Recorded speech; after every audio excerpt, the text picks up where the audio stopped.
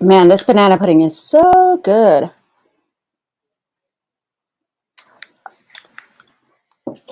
Rome is gonna kill me. I'm supposed to be setting up the show. All right, y'all. Welcome to Banana Pudding Jazz. I would love to introduce your host with the most, Mr. Neal. I'm so sorry that I was too busy enjoying my banana pudding and not paying attention to my technical responsibilities. Well, that's quite okay, Siri. Thank you so very much. I can't help it. It's delicious. Tear it up, girl. Tear it up. As we get on with the show, good evening, Benvenidos todos, everyone, and welcome to Banana Pudding Jazz. This is the ninth show in this virtual series that we're doing, and not only the ninth show in the virtual series that we're doing, but it's also my 18th anniversary. April makes it the 18th anniversary of me doing Romeo's Banana Pudding Jazz. Started at the New Weekend Poets Cafe, and I can't believe it's been 8 years I've been doing this show. And, we're so very blessed to have jazz on this virtual plane during this pandemic. And it just opened some great doors for the program, which will continue to run throughout the pandemic and beyond, because it's beginning to reach so many people worldwide. So we thank you for being a part of this experience. And just sit back, relax, and let's have an awesome time tonight. This is an exciting show that I've been working on, entitled Brooklyn in the House. The past and the musicians of today. So when I talk about Brooklyn, you have to remember some of the heyday of Brooklyn jazz. Like in 1922, among Brooklyn's grand theaters, the first to book a black jazz artist was the Loews Metropolitan Theater at 392 Fulton Street. Mamie Smith and her Jazz Hounds played for a week as part of her tour on the vaudeville circuit.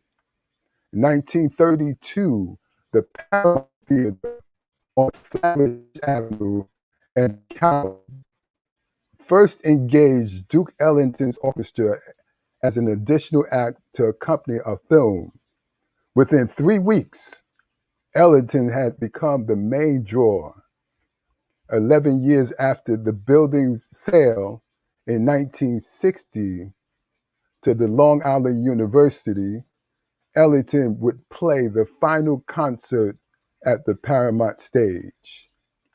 In 1934, as the dance craze entered full swing, jazz found its home in Brooklyn ballrooms.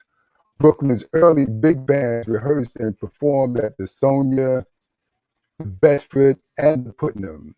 Local bands, popular vocalists, and major stars made appearances at the Sonia and the Arcadia on Broadway, and Broadway and Halsey, and the Bedford at 1153 Atlantic Avenue. Now, 1937, while a student at Boys High School at 832 Marcy Avenue, Berry formed a band with his classmates, saxophonist Ray Abrams, bassist Leonard Gaston, to play a social club and other dances. Max Roach, Randy Weston, Cecil Payne, Duke Jordan were among Boys High musical talented jazz alumni. 1939, the 23rd Regiment Army on Bedford and Atlantic and the 13th Armory, Sumner, Boulevard, between Putnam and Jefferson, hosted dances produced by social clubs featuring artists such as Count Basie and his orchestra. Now, there was this photographer, his name was Jimmy Morton. Jimmy Morton was a retired correction officer at Rikers Island and later on became a officer of the Supreme Court, where he retired after 28 years. Now, Jimmy Morton reminds me of some of my friends like David Powell and George Johnson of today, who are constantly taking photos of on the jazz scene. So during the 50s, Jimmy had taken some great photos of your famous artists over the years. Randy Weston, Dr. Randy Weston had recreated his classic suite, Ura Africa, on the stage of the Majestic Theater on Fulton Street as part of a project included a panel discussion with group of great jazz vets, and Jimmy Morton was one of them. And Jimmy Morton had these glowing pictures of jazz performers like Miles Davis, Thelonious Monk, Charlie Mingus, Max Roach, and Etta Jones. So that's the shout out to the photographers. It's not all about the musicians all the time, but it's about the people who love the music and support the music. And Jimmy Morton was one of them. Now, when you talk about jazz in the 50s, now 52 to 55, there was this club called Tony's Grand Dean. It was located on Grand and Dean Street. Jimmy Morton took some wonderful pictures of Max Roach, Miles Davis, Gigi Grice, Charles Mingus, Kenny Dorham, Art Farmer, Carmen McRae, Arthur Taylor, Etta Jones, Art Blakey, Leroy Appleton, Charlie Rouse, all these great musicians there. One person known for playing at this club, excuse me, my sound is very glitchy in the beginning. Not sure why. I'm not sure why either, but we got to keep on going. So one person known to play at these clubs was none other than Thelonious Monk. When Thelonious had lost his cabaret card and couldn't play at the clubs in Manhattan, he was known to play in Brooklyn, where they didn't care about a cabaret card. Okay, as we go on with more jazz at that time, there was another club. There was some wonderful clubs during the '50s that came up, and there was a time when jazz in Brooklyn there were more jazz clubs in Brooklyn than there were in Manhattan or Harlem, all put together. And some of those clubs were the Continental on Nostrand, the Kingston Lounge, a class act on Kingston Avenue, the Baby Grand, the Seville Lounge, Pumpkins on Nostrand off Church Avenue, Club La Macau. The Club La Macau was where Freddie Hubbard and Lee Morgan made the record Night of the Cookers. There was Elmo's Lounge, the Crescent Lounge on Reed and Fulton, and Turbo Village, the Willoughby, the Arlington Inn. Now, at the Central on Puddin Avenue, Charlie Mingus and Max Roach had a studio that was in the building on the top floor, and they recorded their own records there. The name of their company was Debut Records. Now, this is just a semblance of some of the great jazz in Brooklyn at that time. Then you had Max Roach, who played in a band at the Concord Church. He started way back in Brooklyn. Now, as we go on into this program, there's some more great things that I want to turn you on to and will turn you on to. But at this point in time, Siri, how's the sound coming through now? Is it okay? The sound is pretty good. Hi there. Yeah, the sound is much better now. Just wanted you to be mindful and just wanted the audience to know that, we're working on those things behind the scenes, but the artist should sound just as great to you all in just a couple of minutes. Okay, so Thank you. with that said, we have some wonderful guests that had lined up for you, and these are the jazz musicians that are making things happen today for us. Do we have Chaz Lewis lined up yet? We don't have Ches right now, but we do have Cook next on our program. So I think we're going to cycle through, and then we'll have Ches come in as soon as he gets. Okay, let's go to one of our esteemed drummers in Brooklyn. This guy, I've known him for quite a few years. I remember the first time I saw him, he was playing with none other than the great Jimmy Scott. And he has played with so many great performers over the years. But he's going to do a special tribute to none other than Max Roach for us. Let's have a hand for Dwayne Cook Brocknix. What's happening, everybody? Hey, how you doing? First of all, before I get started, I just got to take a little bit of banana pudding. There's nothing like Neal's banana pudding to get the show started. So Rome talked about Max Roach, and he's a Brooklynite, and also he went to Concord Church. So it turns out that I am honored to be the drummer currently with Concord Baptist Church. So I want to play a little feature to just pay respect to the great late jazz drummer, Max Roach. I hope you enjoy it.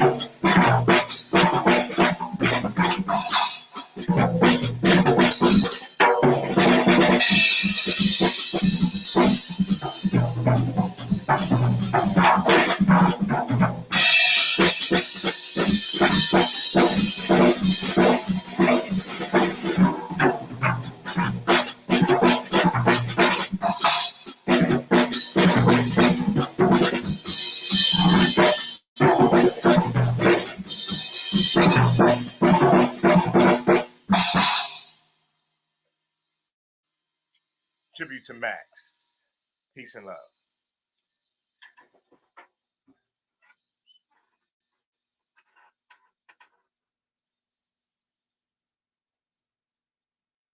All right. I think you're muted, Rome. Yeah, classic Rome Neal music. Let's have another half of Dwayne Cook Brock next.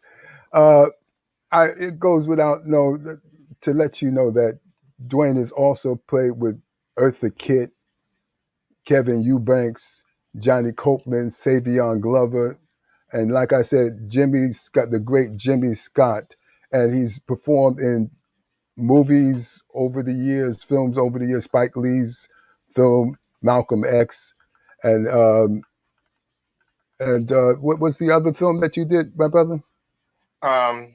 Madam Secretary, a few independent films. Just to name a few, and like he says, he's a adjunct professor at Long Island University since 1996. But most importantly, I'm working with Rome Neal right now. That is kind of important. You know, it's my pleasure to bring my Brooklyn brothers in the house to celebrate Brooklyn and jazz. This is Jazz Appreciation Month, and I surely do appreciate you, brother. We've been kicking it together for quite a while. Yes, we have. Thank you so very much. Peace and blessings. Thank you. Okay, who else do we have coming up next? Chaz Andre Ches Lewis is here in the house. How you doing, brother? Hey, Rome, how you doing, man? I'm doing quite wonderful. Let me let you folks know who this guy is. I met him. Him and his mom came by the New Weekend Poets Cafe, and he said he plays the piano. And then I turned him on to. I said, "You play the piano?" I said, "There's a wonderful guy called Barry Harris. You should take his workshop." And he went to take Barry Harris's workshop, and it was nothing but a love fest. He loved Barry and being in his class, and Barry loved him and having him in his class. So with that, I was fortunate to, knowing about his talent. This young man has been on Broadway. He's playing in the Pit on Broadway, playing in, what was it, the Tupac Shakur Holla. Mm-hmm. What was the Holla If You... Holler If You Hear Me in Memphis. And Memphis, that's right. And then you did a little bit in Motown also, right? Yeah, I worked with Motown and Dreamgirls, yes. And then he worked with my good friend Chester Gregory in the Jackie Wilson story. So he's one awesome pianist and composer within his own right. And it's a pleasure to have him on board. But with the Brooklyn Jazz Consortium, he received the Leroy Alpine Young Lions Award.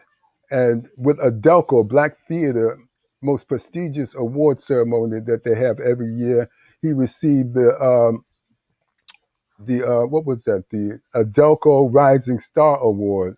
And I must say, I must pat myself on the back because I nominated him for both of those awards, and he received them. So, and he so well deserved them. So, what are you going to do for us, brother? Oh, I'm going to do a little bit of a Randy Weston tune called High Fly. Ooh, can't wait to hear it. Yeah. All right. Tribute to Randy Weston. Okay.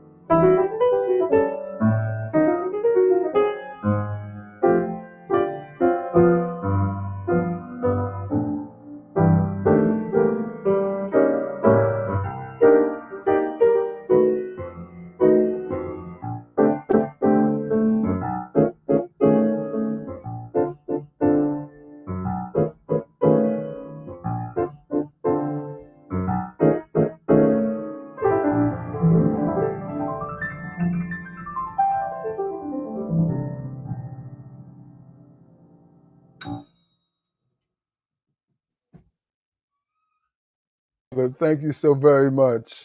It's always a pleasure. Always a pleasure. Pleasure is mine, Rome. Thank you so much. Thanks for supporting jazz all these years and supporting musicians. You're even supporting musicians through the pandemic, which has been a big help. Appreciate it. Listen, I got you some vegan banana pudding. I just couldn't get it to you today, but I got it for you. I appreciate that too. Take care, my brother. Peace right. and blessings. All right. Okay, next up we have Raj Shamad Lamen. Now, Raj, my brother, he was hired to be a faculty member for Brooklyn's Ur Sasa School in 1977, while still an undergrad student at SUNY New Paltz. He was in, what was it? You were in at this club called Lush Life Cafe. I opened Lush Life in Atlanta. I moved to Atlanta in '94 and opened the Lush Life Cafe. And this was a club, a vegan club cafe, right? Vegan jazz club. You know, and that was what year was that? 2001. 2001. People weren't even thinking about being a vegan around that time. Well, some of us were. Some of us were, right. Some of us since 1975. Yeah. Ooh. Well, I became a vegetarian around 1972. I remember when I went to Africa as a vegetarian, and it was tough, but I got through it. Okay, my brother, now talk to us, because you were supposed to sing with your wonderful voice, but you I'm apologizing for that, and I'm going to do the best I can to talk about the Brooklyn music and the Brooklyn musicians who helped me. Go ahead, my brother. All right. We're going to play the excerpt from the CD, Slicing and Dicing, Singing and Swinging. Mainly, we're going to talk about the great Brooklyn musicians. Ed Stout on piano. The late, great Ed Stout on piano. Our brother, Eric Lemon on bass. The world-renowned percussionist, Neal Clark.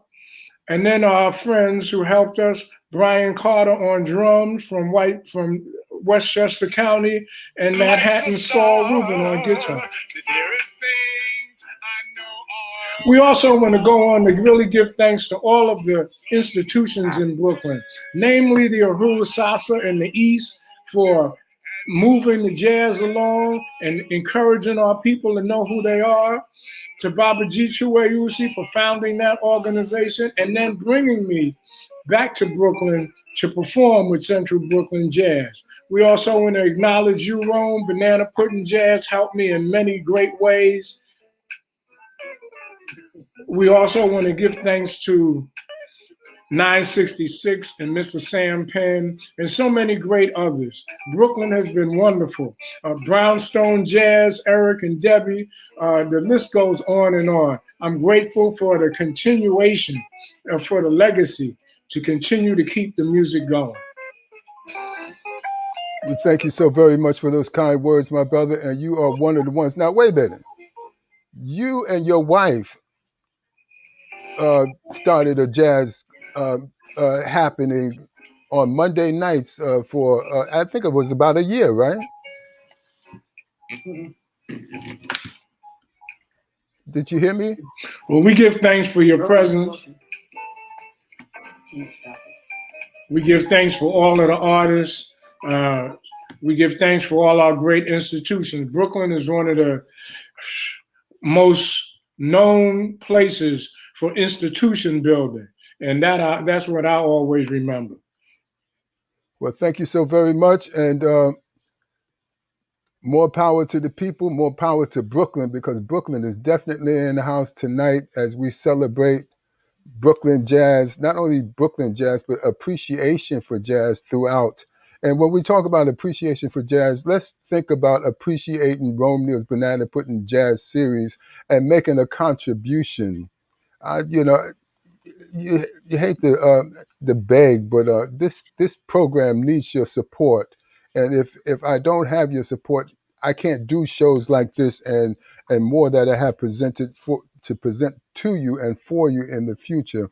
Now, 18 years. So listen, 18 years, donate $18 or more to help me keep this program going on and on. And if you make that donation today, I've got a gift for each and every one of you. This is a DVD entitled Neal's Banana Puddin' Jazz, A Night to Remember, with some great artists performing at the John D. Martino Trio, along with Lou Myers from the hit series This Is Us. This Is Us. The hit TV series Cosby spinoff, and we have the great Grady Tate on this DVD also. So this is a gift. I'm giving you a gift tonight. Just make a pledge. Anyone making their pledge, put it in the comment section, and I'll make sure you get one of these DVDs also. Thank you so very much. Thank you, big brother. We'll Peace and connect blessings, soon. baby. Peace and blessings. And I want to next time hear that voice. Coming to us next is this Schobert? Ricardo Schobert, right? Yes, we got Ricardo Schobert, Brooklyn's own saxophones, flute, percussion. He's going to do it all for us. He's a retired teacher and band conductor for the New York City Board of Education for 26 years. Ricardo has performed with notable and recognizable artists such as the late famous, his brother Andre Schobert. He'll tell you more about that, but he's performed with Chief Bay, Deidre Murray, Anthony Jackson, Gene Gee, Maceo Parker, and Ahmed Abdullah, Reggie Workman, and so many others. And not to mention the great late Ed Stout of Brooklyn. How you doing, brother? I'm fine. And also I played the great Roy Haynes for years, who's still you played alive. with Roy too? Oh, wonderful. Yeah, I did like three or four recordings with Roy Haynes in the early 70s. I'm glad you have me here, Rome, Claire, and Jeff Siri. Thanks for inviting me. And I'm going to do 3 short tunes because I know time is a limit. I'm going to do a meditation by Carlos Jobim. I'm going to do Record of Me by Joe Henderson, and a tribute to my brother, Andre Schobert, who was a great drummer and artist. Matter of fact, this picture behind me was painted by my brother. He was a fantastic artist, musician, and he helped tons of musicians in New York and outside of New York. He had a studio called Strobe Light Sound Studio in Kiki Records, and tons of musicians used it. And a lot of times when I go out, everybody say, "Oh man, your brother has helped me so much, and he's done so much," and I'm so glad that, to hear that, because that makes me feel good. And, in my lifetime, I've done a lot with a lot of people, and I feel good about that. And I'm on my 4th life now, so I feel good about that too. So without further ado, I'm glad that, you invited me here. I'll play the tunes, and everything's going to be sped up a little faster because with time, and I'll cut it short. Okay? Just do your thing, baby. Okay.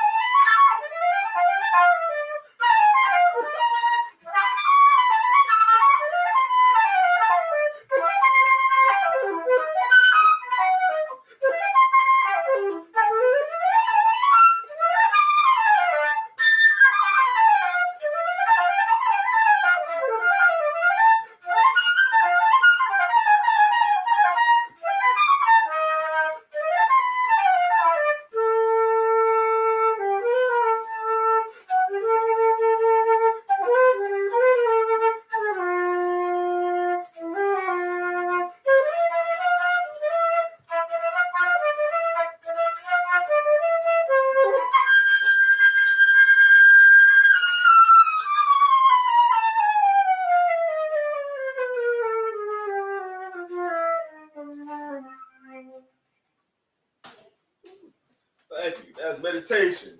Now I'm gonna do "Recording Me" by the great Joe Henderson, who had a good pleasure of recording with him and Roy Haynes back in the 70s, 70s or 80s. Here you go.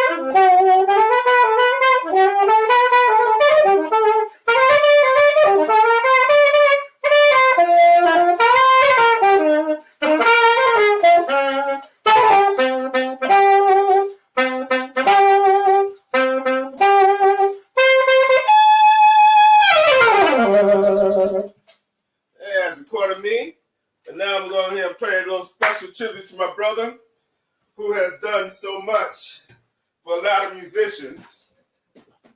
And my brother inspired me so much to play. And we used to play drums together. But he was much better drummer than me. But we used to play drums. I used to go out and play the horns. And I remember we had a group called ARA with Anthony Jackson. Anthony Jackson is one that made the bass line for Money, Money, Money. Boom, boom, boom, boom, boom. So we had a trio together, and it was good. You know, but anyway, I'm going to do a tribute to my brother, Andre Strobel.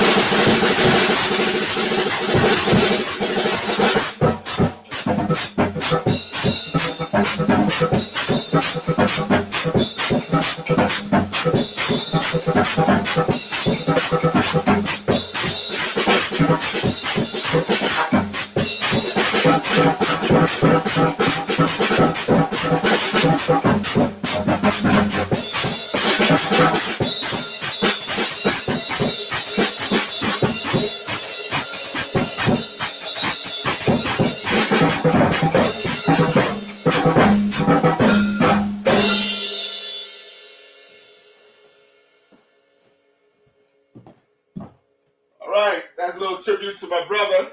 Well, what a tribute that was, brother. Thank you so very much. And thank you for having me here. And you know, I'm glad my brother helped a lot of musicians in Brooklyn, a ton of musicians. You know, listen, that's a lot of brotherly love that you have, and it shows you. It shows in your entire family because your sons are musicians, and it's a family. It's a family treat that you give us, you know, from the Strobel family. Thank you, thank you. My young son, he's out in California now doing some music, so you know, but everything is cool. I feel good. You know, I'm on my fourth life. You know, and when I say my fourth life, I had cancer here and came back. Had cancer again, came back. Then something else happened, came back, and I feel good. So I'm just enjoying life, and I beat COVID, caught that, and beat that. Oh wow! Everything is great. You know what I mean? You gotta enjoy your life while you can. You got it. You got that right. So glad that you're doing it, and I definitely want to eat some banana pudding because you always had some good pudding after the show. Enjoy yourself, brother. Enjoy your life. Peace and blessings. Thank you. Thank you. Take care, everybody. Ricardo Strobel, thank you. Okay, coming up next is this man here is, I mean, he's got so many talents going for him. He's an educator, he's a percussionist, he's a band leader, he's performed all over the city. He has a TV show, a jazz TV show on Brick Arts Media TV. he's been in theater. Actually, he's been a play that I directed him in by Ishmael Reed entitled Life Among the Aryans. And he's done cable TV. He's other cable TV shows. He's worked with Woody King Jr. doing theater. And he has his own Fort Greene Park Jazz Festival that he does 2 times out of the year during the summer, and look forward for that. And, you know, when you talk about producing and promoting jazz, Eric Frazier, for I think it's been about 10 years, he had it down packed at Rustic Tarvin's over on DeKalb Avenue. He had an open mic series there that he conducted. So with that said, let's have a hand for Mr. Eric Frazier.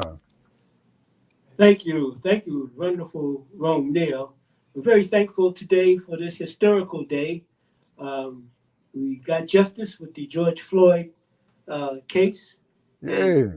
I'm very thankful for all the wonderful support all of you out there have done to make this happen. A historical day.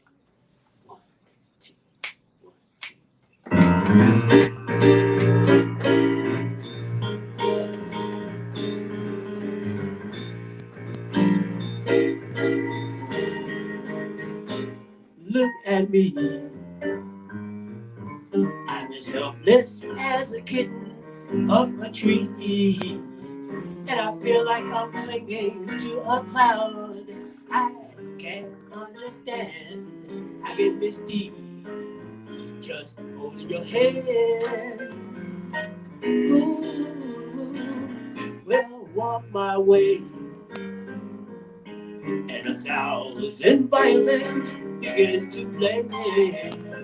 Or could it be the sound of your hello? That music I hear, I get misty the moment you're near.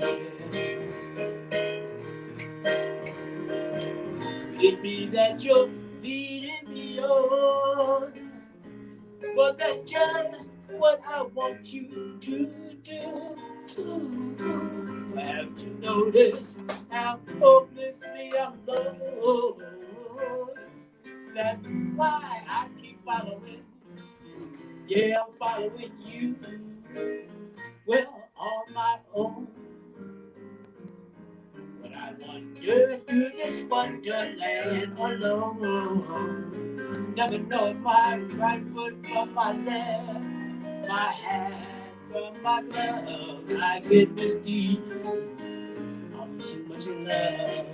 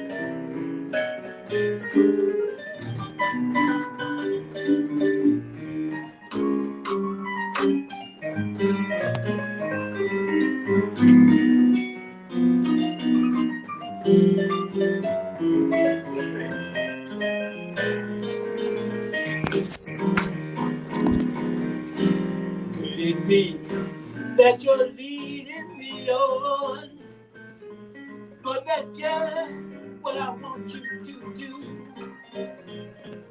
Why haven't you noticed how hopelessly I'm lost? That's why I keep following. I'm just following you. Well, on my own. When I wander through this wonderland alone, never knowing my right foot from my left, my hat from my glove, I get misty. Too much in love. Whoa. Well, I get misty, I get misty, I get misty. Yeah, I get misty, I get misty, I get misty. Well, I get misty.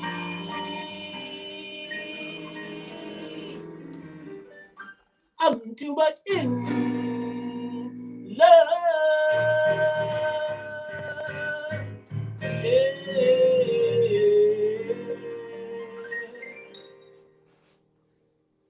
Thank you. Thank you, Eric. Thank you very much, my brother. Now, your pianist, tell us something about him, please. Mr. Terry Burris, would you like to speak?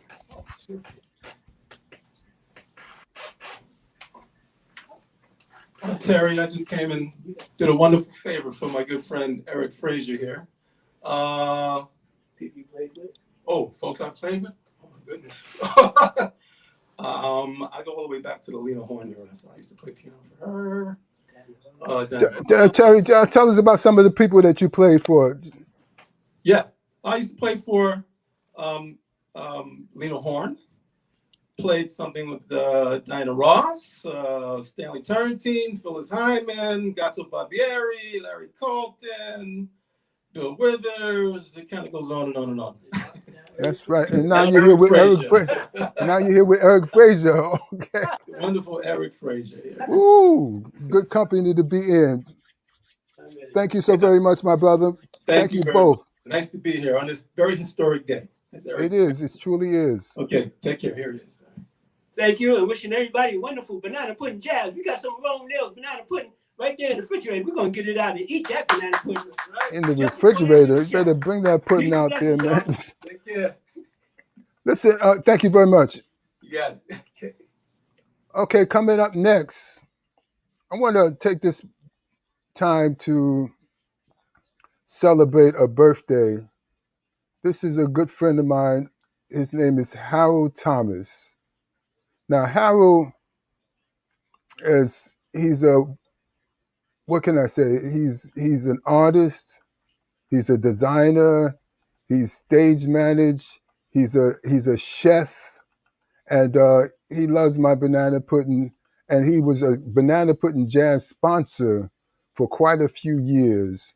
So, with that said, I just like to wish him a happy birthday, because when he told me today of all days was his birthday, I said, well, I've got to make a banana pudding birthday pudding for him. So lo and behold, we have the birthday banana pudding for Harold Thomas, my good brother. He's in Harlem right now celebrating his birthday, and they've got banana pudding there. And some people are looking at the show as we speak. So this is to you, Harold. No complaints and no regrets. I still believe in chasing dreams and placing bets. For I have learned in life, all you give is all you get. So you give it all you got. I've had my share, drank my fill. And even though I'm satisfied, I'm hungry still. The sea was down the road, beyond the hill, and do it all again. So here's to life and every joy it brings. Here's to life, the dreamers and their dreams. May all your storms be weathered, and all that's good get better. Here's to life, and happy birthday to you. Happy birthday, Harold. I'm not going to blow out the candles, this COVID time, but you know what I mean. Okay, folks, who do we have up next here? This has been one wonderful tribute, one wonderful evening, and who's next? I see him. Sharp Radway. Whoa. What can you say about Sharp? Sharp, when I saw Sharp is next, right? No, it's not Sharp. It's Bruce Cox. It's Bruce Cox. Okay. Okay, I should have my list with me, but I don't. That's my bad. Bruce Cox is a great straight ahead jazz drummer, but he is also a master of funk, reggae, Latin styles, and all these things makes him so unique. This is what Fred Wesley of James Brown fame said about our dear Bruce Cox. He has the rhythmic force behind Fred. He was the rhythmic force behind Fred and the new JBs for 20 years and has played with Sonny Rollins Band, J.J. Johnson Quintet, Maceo, Andy Bay, Dee Dee Bridgewater, Robbie Coltrane, and Lou Donaldson. So let's have a hand for Bruce Cox. Hey, everybody. I want to thank you for this opportunity to play for you all. And I'm going to say a big thank you to Neal and Banana Pudding, Jazz, and all that for being here. So thanks again. And I'm going to do a tribute to Mother Africa, Philly Joe Jones, some cats I used to hear on the street, on the stoop when I was coming up, and some Fred Wesley, James Brown. So here we go.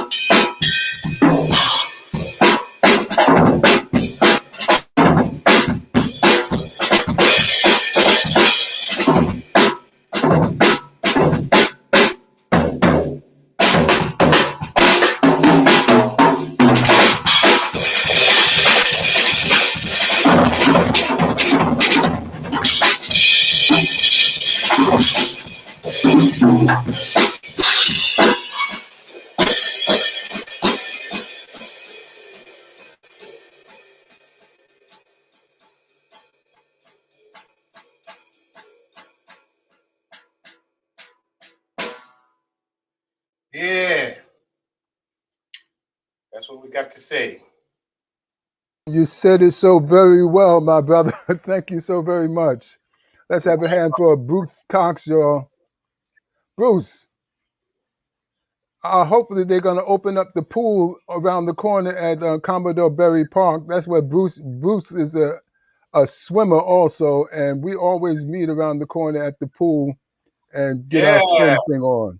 I hope they get that going on again. Yeah. Thank you so very much for being a part of this, my brother. Peace and blessings. It's a pleasure. Real Where's pleasure. that pudding? Oh, the pudding. I got it right here. You can't see it. It ain't in the frame, but I'm eating it. Oh, yeah, you ate it. I ate most of it right. Okay, babe, take care. Peace and blessings. Love you. Okay. Oh, wow. This is a wonderful trip that we're going on. And I'm so glad that each and every one of you are sharing it with me.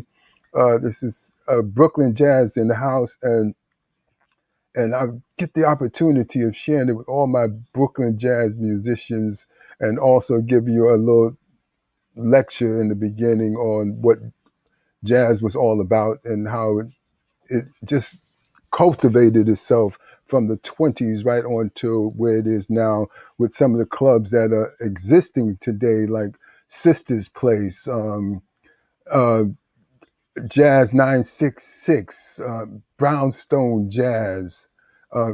Again, we had For My Suite, G2 Weusi and his wife, Angela. They opened up that place.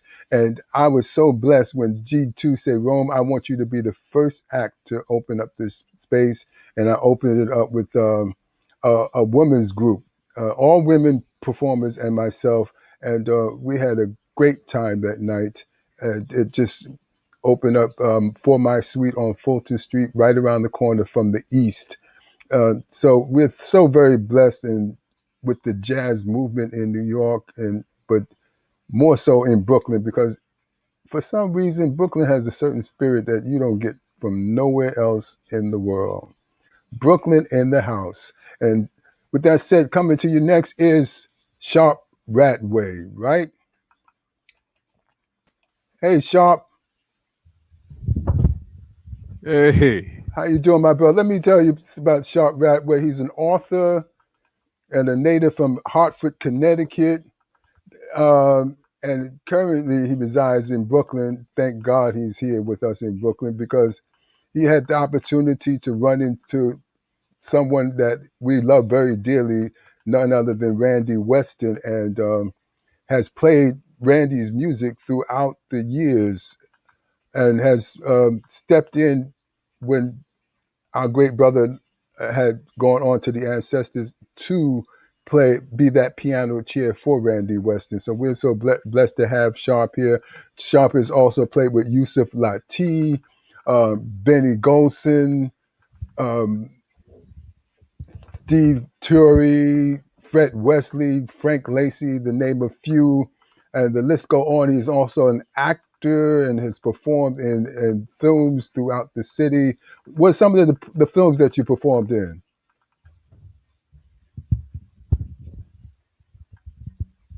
All right, I was in the off Broadway production of The Connection. Okay.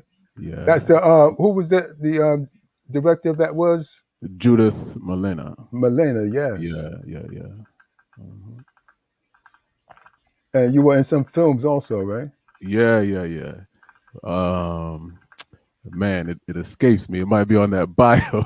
Okay, well, just let's go to playing the music. And, yeah, that's what I'm thinking about. Music speak for you. Yeah.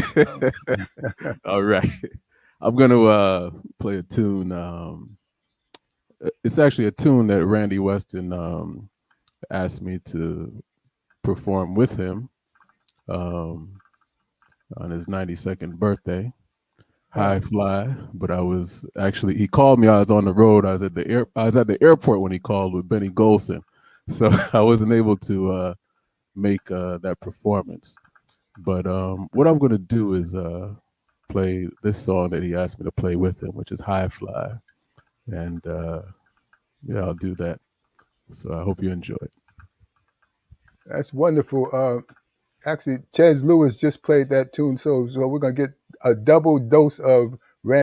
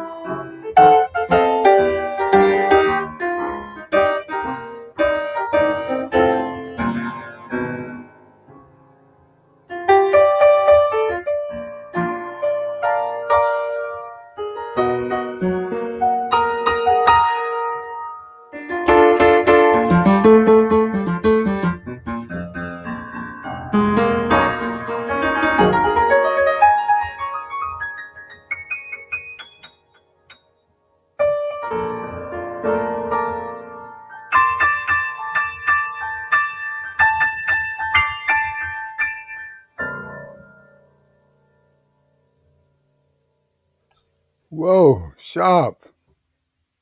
Thank you, my brother. Wonderful. Oh, my pleasure. My pleasure. Listen, we would not let you go without letting people know that you have played in some fabulous clubs in New York, the Blue Note, Dizzy Coca-Cola, Smalls Jazz Club, Birdland, Smoke, and Minton's Playhouse, Lennox Lounge, Sister's Place, of course, and Jazz 966. So you've been around for a while, and we appreciate you and the love that you have for the music. And you remind me so much of Thelonious Monk. Yeah, that's my man right there, Monk. Thank you so very much, my brother. Peace and blessings. Peace and blessings to you too. Peace.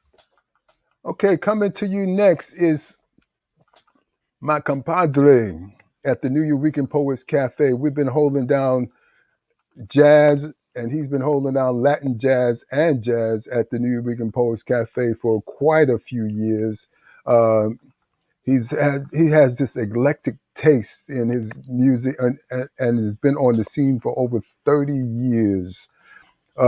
He's a ranger, he's a percussionist, he's just and a vocalist also. So he's going to come together with his wonderful talent of playing the drums and singing at the same time, which is unheard of for some percussionists because all they want to do is to hit those drums. But Willie, is going to take us on another level. And he just reminded me, Willie, let's talk about the New Eurekan Poets Cafe briefly and your stint there playing. Well, as you know, Chris Washburn was there for like 10 years back in Right. the 90s. And I would sit in for Vince Cherico at that time. And then when Chris left, I was working with Ray Vega.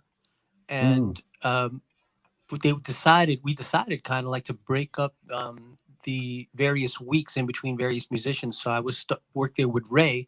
And then Ray left. And then me and Chembo and Hector Martignon decided to split the weeks up, and we've been there for 17 years. The three of us rotating, and now Victor Rendon and the Bronx Conexión Big Band is part of that family. And yeah, they were just on WBAI talking about that. Yeah. And so I'm very, very proud to be a part of the New Eurekan family. And you and I have known each other forever from there. That's right. Well, let's talk about your Brooklyn connection. Oh, well, I mean, I'm a proud son of my beloved County of Kings. My grandparents came from the island of Puerto Rico in the mid-20s and settled in what is now called Dumbo, but back then it was just living under the bridge. And my father was born actually in a living room on Pineapple Street, right next to the Hotel St. George, between Hicks and I forgot the next block over, but between Henry and Hicks. And so, how well do I remember the St. Nick's Hotel? St. George Hotel with those nights where the Latin bands came out, and we danced all night long at that hotel. I mean, the Palladium was the famous house, of course, but people sleep on the St. George. They had fantastic Latin orchestras playing there. That's right. I caught Eddie Palmieri there one night, and I was dancing my behind off. And there's a church on Congress and Hicks, and 3 generations of us were baptized in that church. My mother was baptized there. I was baptized there. My daughter was baptized there. So I have a very deep connection with Brooklyn. Well, we thank you. I want to hear what this connection has done for you. Hit it, my brother. All right. Let me put down my banana pudding. Oh. Before I start, I just want to say that I want to dedicate this to the Latino African American connection in jazz. There are a lot of great Latin musicians who performed in American jazz orchestras. The composer of this tune, his name was Juan Tisol. He was from Vega Baja, Puerto Rico, and he lived in Harlem for a long time. And he became a member of the Duke Ellington Orchestra in 1929. And he composed the tune I'm about to play, which is called Caravan. I'd also like to further extend my dedication to the Latino elders whose shoulders I stand upon, who are associated with Brooklyn. Little Ray Romero, who played with the great Tito Rodriguez, and also Ralph Irisari, that played with great Ray Barretto. All of that mixture of the Latin culture coming back together because of the diaspora, the African diaspora, all coming back together. The pieces that were apart coming back together. This is called Caravan.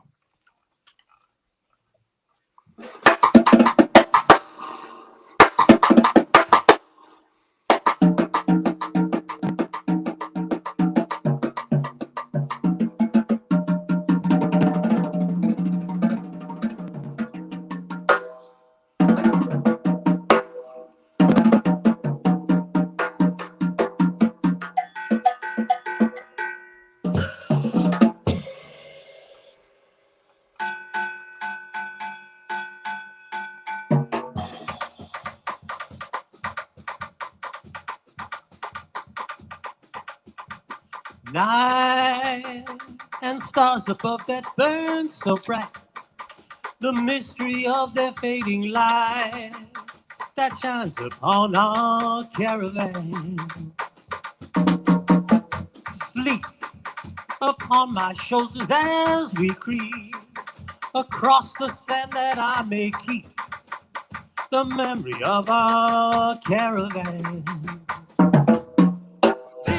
Is so exciting, you're so inviting, resting in my arms as I thrill to the magic charm of you. Beside me underneath the blue, my dreams of love are coming true within our desert caravan.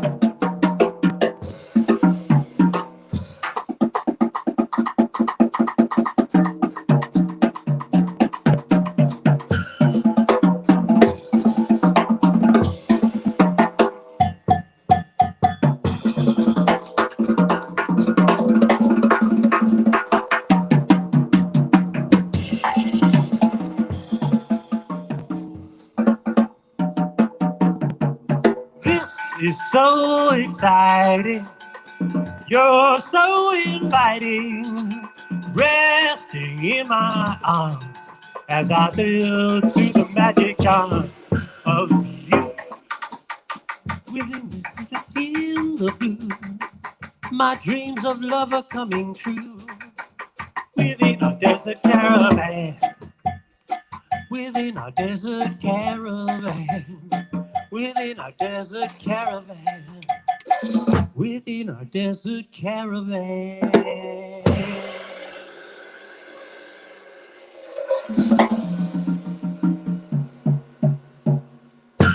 Yo! Awesome, Willie. Thank you, my brother. Thank you so very much. And as a native Brooklynite, thank you for giving me the honor and privilege of being a part of this event, man. It really strikes to home with me. Thank you so much. Well, you know, I had to. You know, we've been in each other's life for quite a while, and to know that you live in Brooklyn, you know, that just topped it off to make it so that much more special. I probably if he didn't move to the Bronx, I probably would have had Chimbo in here because I know he used to live in Brooklyn also. Oh, he was born in the Red Hook Projects, not far from where I was. Oh, wow. Okay, thank you, my brother. Peace and blessings. Peace and love, brother. Listen, folks, I just want to say we're having a great time here, and I want to give a shout out to some of my people. We got Sheryl, Renee from Colorado. She's in the house. She's one of my sponsors of Banana Puddin' Jazz, been a sponsor for a long time, and she's the one that puts together my RomeNeal.com website also, and has been doing a great job. And I remember, Sheryl, on the 10th anniversary of Banana Puddin' Jazz, you came in and you redesigned the New Eureka Poets Cafe and made it such a grand thing. Yes, we are family, baby. My sister, Sheryl Renee. And then we had my other sister in the house, Antoinette Montague. Now, Antoinette Montague, she was on WHCR radio, and we started making communication, and I started bringing guests in to promote the shows that I was doing, but turn people on to these, some unsung heroes and some heroes of the music. One person I brought into the house was none other than Mary Wilson of the Supremes, and Antoinette was floored by that. She went to the Carlisle Club, picked up Mary Wilson, and brought Mary Wilson to the New Eureka Poets Cafe for the 16th anniversary of Banana Puddin' Jazz. And speaking of anniversary, she was on the anniversary, the 17th anniversary show that we had, and then this lady, or this sister, my sister, she talked me into doing this virtual programming. I didn't want to go into it. I was ready to close up shop. I said, I put in 17 years. Enough is enough. It's a pandemic. Let me just chill out. And she said, no, Rome, you got to come into it. If anybody can do it, you can do it. Come on, my brother, and pick up the mantle and carry it and support this music. And I thank you, Antoinette Montague, from the bottom of my heart for making this possible and putting me back to work. And then we have also in the house none other than Lamont Jazz. Lamont Farouk Finna is in the house of Lamont Jazz Break at 8. And you can see him in the comment section, and he's talking up a storm about the case and everything. So we bless you, brother, bless you. Folks, there's another element to Banana Puddin' Jazz, and that's the Banana Puddin' Jazz poem. And that's a poem that we've been doing it over the years. I mean, it's a poem that the audience writes. So each and every one of you will write something about tonight. And at the end of the evening, my production technical producer, Siri, is going to read that poem like no other person could read it. And it's going to be a wonderful celebration of jazz history in a poem that you all wrote. So please write something in that poem. And also, please remember, you're on YouTube, hit that subscribe button and subscribe to Banana Puddin' Jazz, and hit like and hit that bell so that you can be informed about the next Banana Puddin' Jazz events that we're having. And become a member, make a pledge tonight and get this DVD of Neal's Banana Puddin' Jazz, A Night to Remember, with so many great artists performing. It was live back in 2006, and it's a collector's item. Okay, coming up next is a collector item. He started performing jazz as a tap dancer as a child, and he was performing. And how old were you when you started tapping, Danny? Well, anyway, he started as a young tap dancer with the Ruth Williams Dance Studio, and later on, he attended High School of Performing Arts with dance as a major, and then he switched over to playing the piano. And when he did that, the whole world opened up. I was 3 years old at Ruth Williams Dance Studio in Harlem. Yes, that's right. Welcome, my brother. And then he went into jazz and played for such great jazz artists, or backing people like Patti LaBelle and the Bluebells, Jolie Wilson, the late great Betty Carter. That was your wife, right? Yes, many years ago. And he played with Art Blakey and the Jazz Messengers, Frank Foster, Grant Green, Pharoah Sanders, Joe Williams, Eddie Jefferson, Dee Dee Bridgewater, and the list goes on. But also, he was the musical programmer at the famous Lenox Lounge for many years.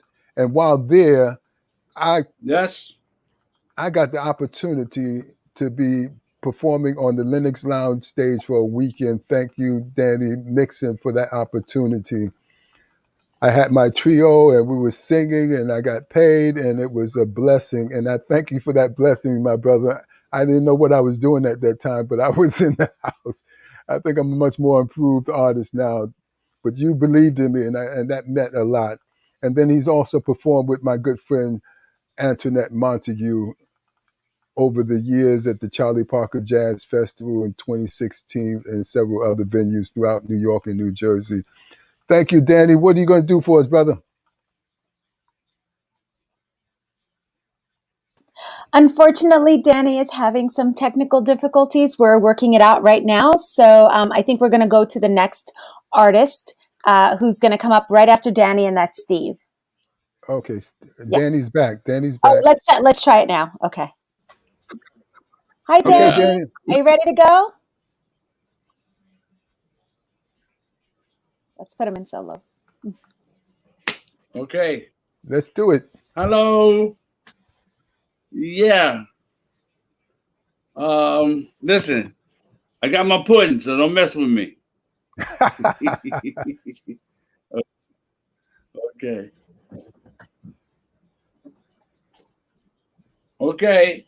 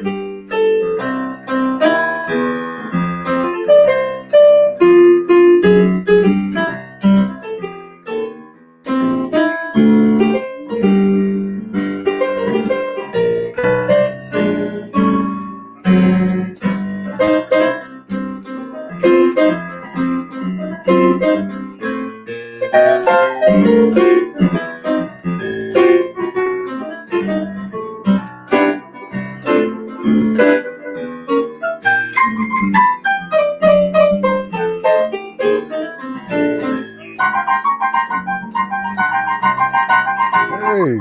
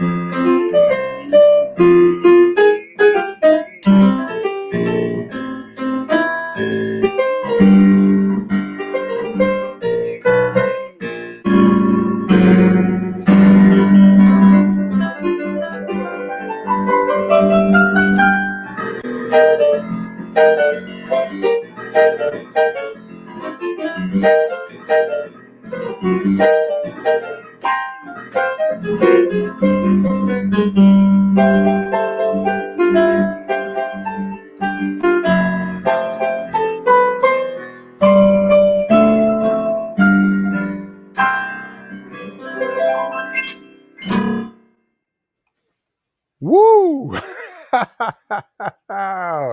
Danny Nixon in the house, baby. Brooklyn all the way. Thank you. I'd like to dedicate this to my good friend, James Stewart. I come to find out today he's in the hospital with the COVID, had a stroke. So keep him in your prayers. My saxophonist that plays with my quartet, James Stewart. So please put up some prayers for him. I'd appreciate it. And thank you for having me. Thank you for being here. Danny, I remember those days you were at Junior's playing. Junior's restaurant downtown. Danny was the piano player right there. People come in, just had a great time. And my good friend William Williams was the bartender, was the waiter. Talk about laughs. Thank you, my brother. Okay, coming up next is the man with the sultry voice. He's performed all over Brooklyn, all over the city. He was doing jazz. He's performed at 966, Two Steps Down. He had a series there, a jazz program at Two Steps Down he created. Once a month he would do something there. He performed at Brownstone Jazz, Solomon's Porch, Lennox Lounge, Cleopatra Needle, you name it. And who am I talking? And I thought I was talking about someone. All these cats have been around the same places, doing the same thing, just about. And he's got a CD out called "Stepping Out," and on the CD he has Rodney Kendricks, Eric Watt, Joseph Lepore, and Emmanuel Harrell, to just name a few of the people. And then he had another CD come out later on called "All My Tomorrows," and he's going to do something from that one, that CD where he has musicians, Kenyatta Beasley, Patience Higgins, Eric Wyatt, Marcus Persiani, and he's a member of the Jazz Consortium also. So let's have a hand for Mr. Steve Cromartie. Hello, Rome, and hello, everyone out there in the world, and my beloved Brooklyn, where I grew up on Jefferson Avenue in Tompkins. First 18 years of my life, went to 44 and 258. You know, it's nothing like where you started from. And I got a great start there. Everybody was together, and it was really home. So as Rome mentioned, I'm going to sing a song from my last CD, All My Tomorrows. And this is the title song from that CD. I hope you enjoy it.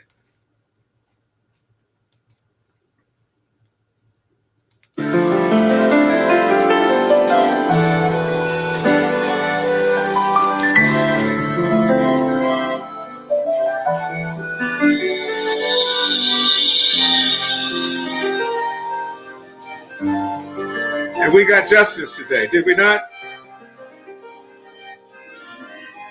Yes.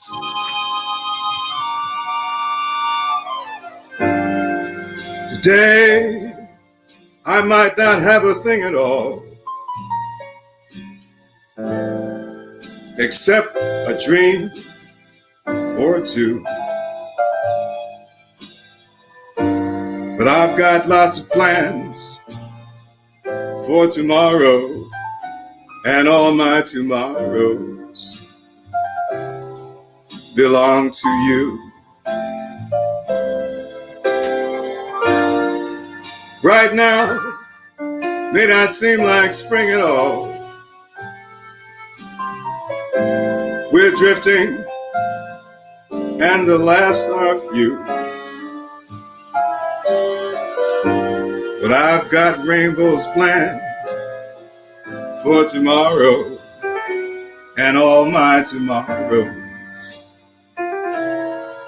belong to you.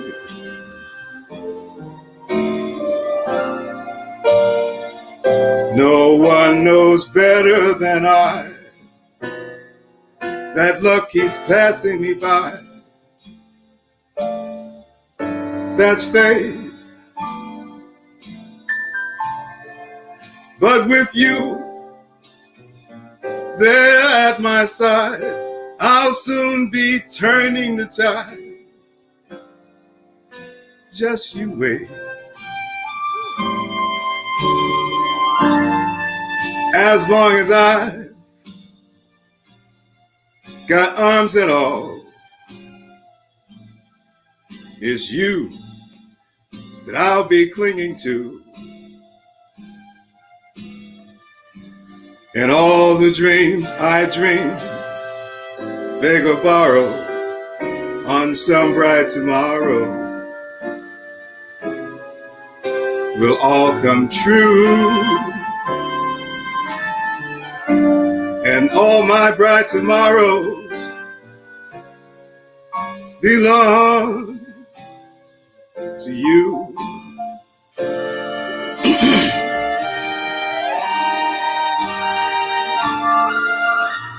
No one knows better than I that luck keeps passing me by. But that's fate. With you there at my side, I'll soon be turning the tide. Just you wait.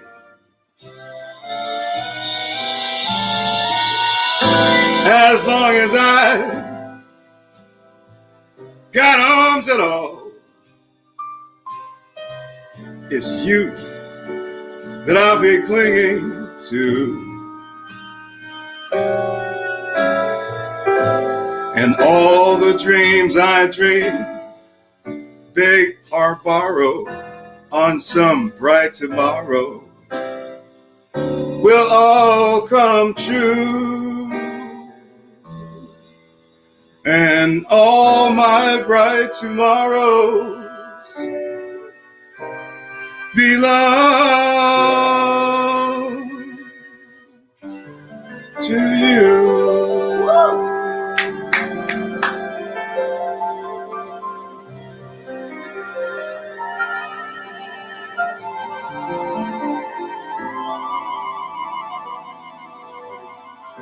Just me and you, baby. Just you and me.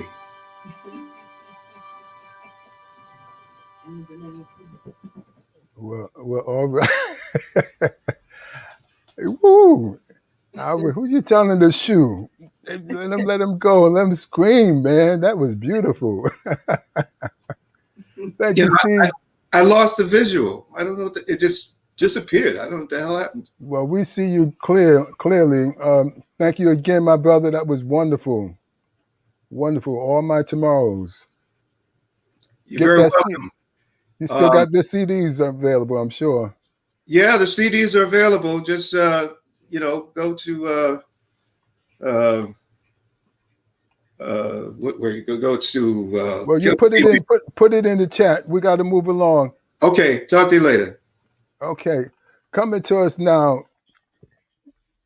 Next up, these two brothers. We've been around each other for quite a while. First of all, it's Lafayette Harris. You can't lose with the blues. That was at the beginning. You saw that montage of that my son put together, the video montage. That was Lafayette and his band playing You Can't Lose with the Blues. He's released a total of 9 CDs over the years, and that is one of them, which features Lonnie Placico, who will be performing with him tonight on bass. Lafayette Harris is, he's a consummate professional with the music. And when I say consummate, you have to be when you go to class and you sit up under none other than the great Barry Harris week after week and take in all the knowledge that he has to give. Lafayette has also performed with Miss Ernestine Anderson, the Duke Ellington Legacy Orchestra, Max Roach, Archie Shepp, and you did perform with Savion Glover too, right? Bringing the noise, bringing the funk. Yep. That's right.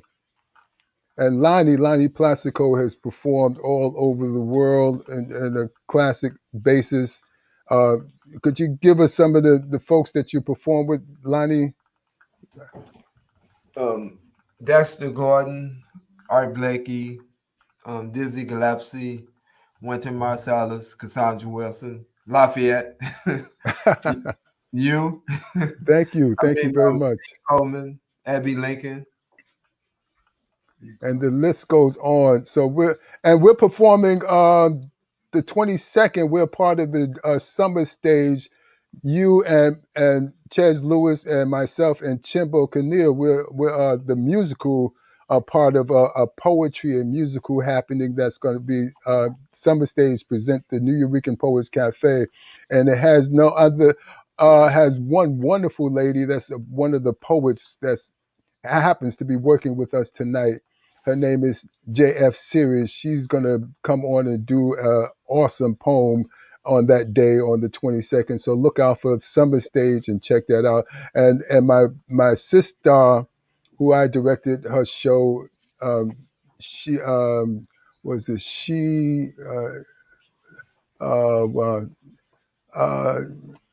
what the name? She, I know it's a she, is in the play, and Dr. Helena D. Lewis is a part of it too. Some fantastic poets that have all come through the New Eurekan Poets Cafe. So watch out for that on the 22nd. But right now we have Lafayette and Lonnie kicking it for you. Yeah, yes. We're gonna play. Lonnie has chosen a great song by the great Mr. Bud Powell. What's the name of it, Lonnie? Celia. Celia. Is that first one? Yeah, first. Okay. Yeah. That first. Yeah. So, like, 1, 2, 3, 4.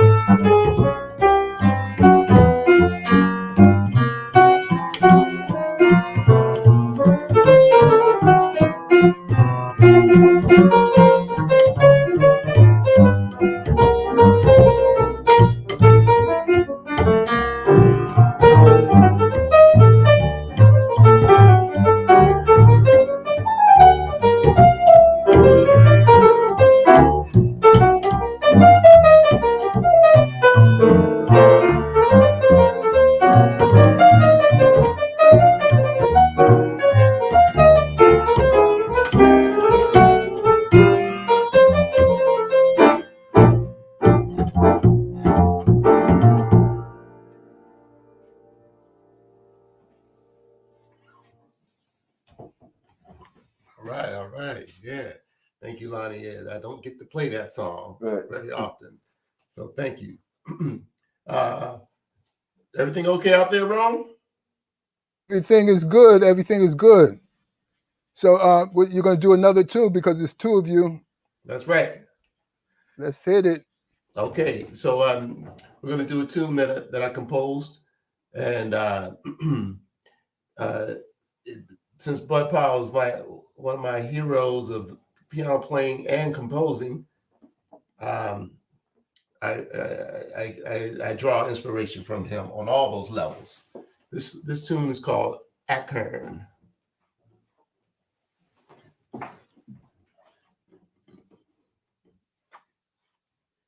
One, two, 3, 4.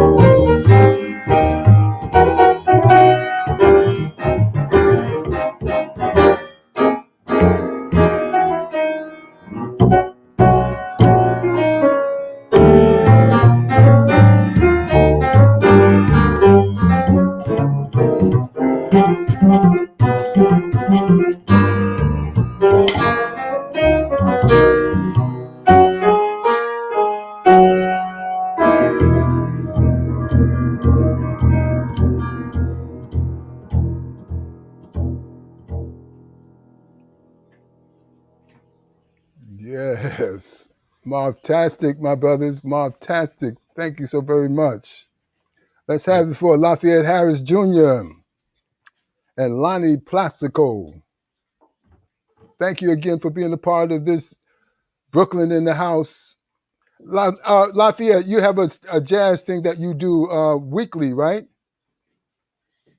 That's right. I do every Thursday night.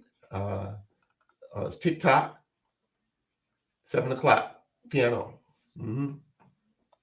Would you put some of that information in the chat booth so people can be turned on to the music that you're creating and making happen right there in your home? That's right. And also every Sunday at 11 a.m. On Fourth Presbyterian Church on their Facebook and their YouTube channel. I'll put all that information. Thank you so very much, my brother. And Lonnie. Thank you. Thank you, baby. Thank you. Check out Lonnie and myself and Chaz and Chimbo on the 22nd as part of Summer Stage. And don't forget, JF Siri is going to be on the show also. Poetry is in the house and jazz. Okay, coming up next.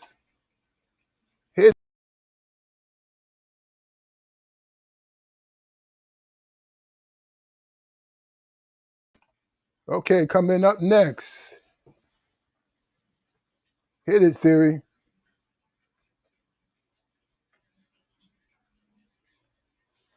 Did we hit it?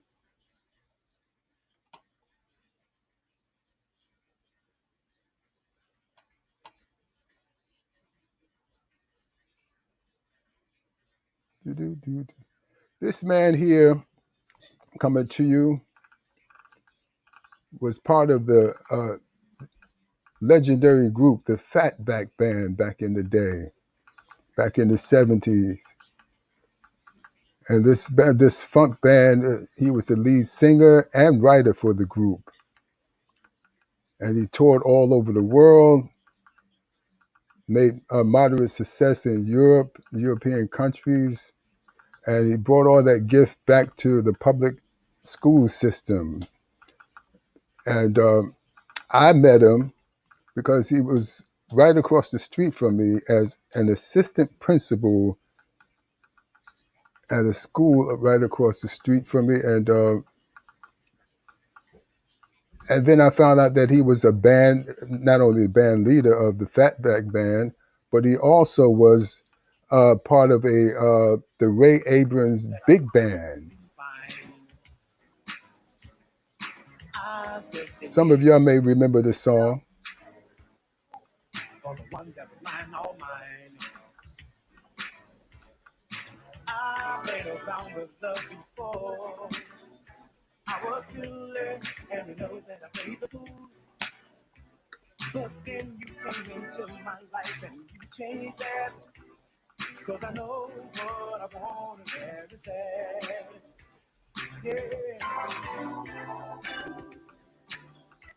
Yes, that's none other than Mr. Michael Walker, who appeared on Saturday night with Lionel Richie. He worked with Harry Belafonte on the movie Beat Street. Again, on Soul Train with the Fatback Band. He's worked, was on the bill with Marvin Gaye, Teddy Pendergrass, Harold Melvin and the Blue Note, the Jackson, and the list goes on. However, he's really known in this community for him being Mr. Walker, the principal of how does the name of the school forget me? The principal of the school across the street from me. What's the name of the school again? Anyway, Dr. Susan McKinney, Secondary School of the Arts. My bad. It's getting old here. But he took that school and he turned it into a wonderful complex for young people in the arts. And he brings that energy. You know, he could sing gospel for us. He could sing soul for us. But he's got a message song for us, for our young people. Let's have it from Mr. Michael Walker.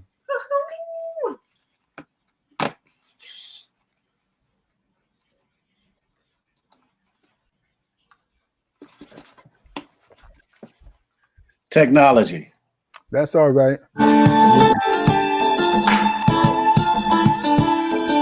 Come on. You know, so much stuff going on, racial injustice. You know, families being torn apart. The virus is all over the place. So listen, where are we going? We don't have the time to see the problems that we're facing. Degradations of humanity. Nation against nation. Inflation's out of control. People moving in the wrong direction. Empty shells with empty souls. Time to wake up, people. Come on, let's wake up, people. Pull the bell. I know you can see. Do you hear the voices? Oh, who's got the answer? Who's got the answer? Who's gonna save the world? Who's gonna save the children? Who's gonna save the children? There's a future. There's a future to preserve. Listen. What about the children? Are we showing them the way? Respect seems to be lost. What would the elders have to say? Children raising children. Who seems to really care? If we don't get it together real soon, we've got no future but despair. Oh, it's time to wake up, people. Pull the veil from your eyes. Can you see it? Can you see it? Come on, hear the voices. Whoa. Lord have mercy. Who's gonna save the world? Who's gonna save the children? Who's gonna save the children? There's a future. There's a future to preserve. Oh! Our Father, who art in heaven, Hallowed be thy name, thy kingdom come, thy will be done on earth as it is in heaven. Give us this day our daily bread, and forgive us our trespasses, as we forgive those who trespass against us. And lead us not into temptation, but deliver us from the evil. For thine is the kingdom, the power, and the glory. Woo! You see, we're in a state of destruction. Any day a bomb could go off, and it's over. Said it's over. You see, we don't love no more. All we want to do is get ahead.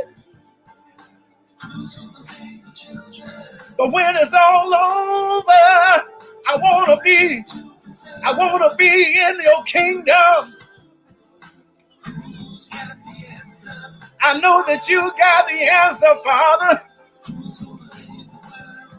Who's gonna save the children?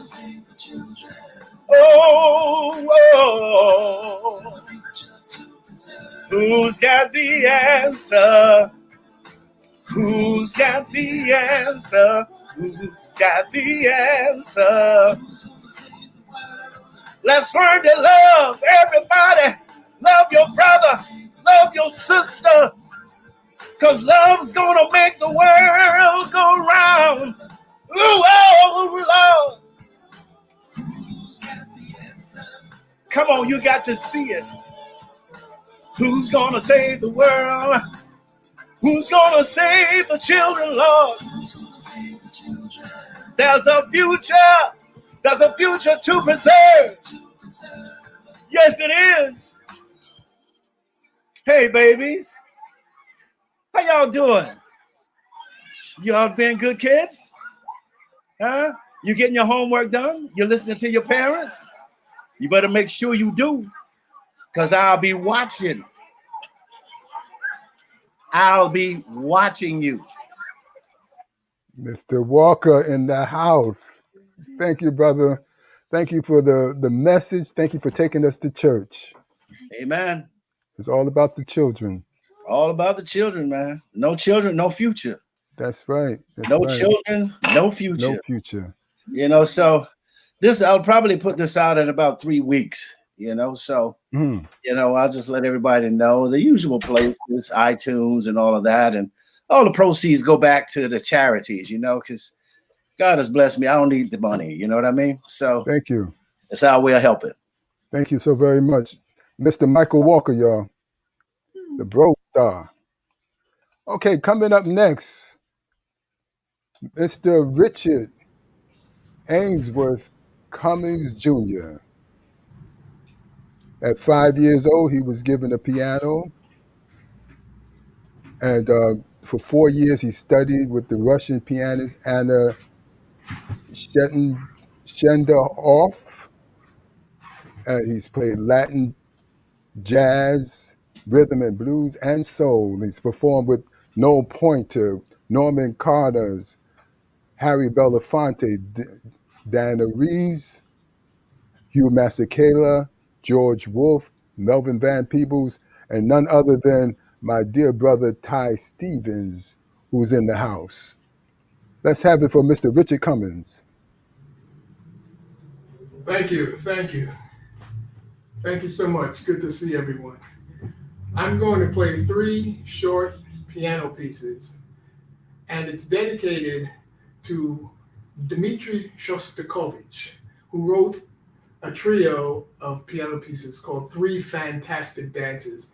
I learned it at a very young age, and I loved that music. And the 3 pieces that I'm going to play is how Shostakovich probably would have played 3 Fantastic Dances had he grown up in Brooklyn. So I'm going to call this 3 Fantastic Moments.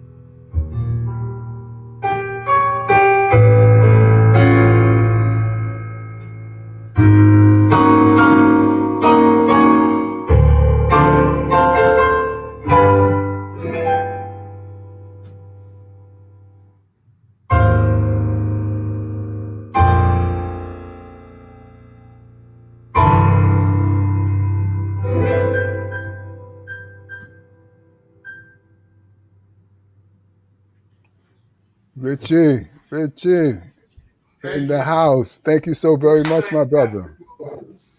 Thank you so very much. Now you can get some banana pudding. Good to see you, and I'll go for it. And I have Neal's too.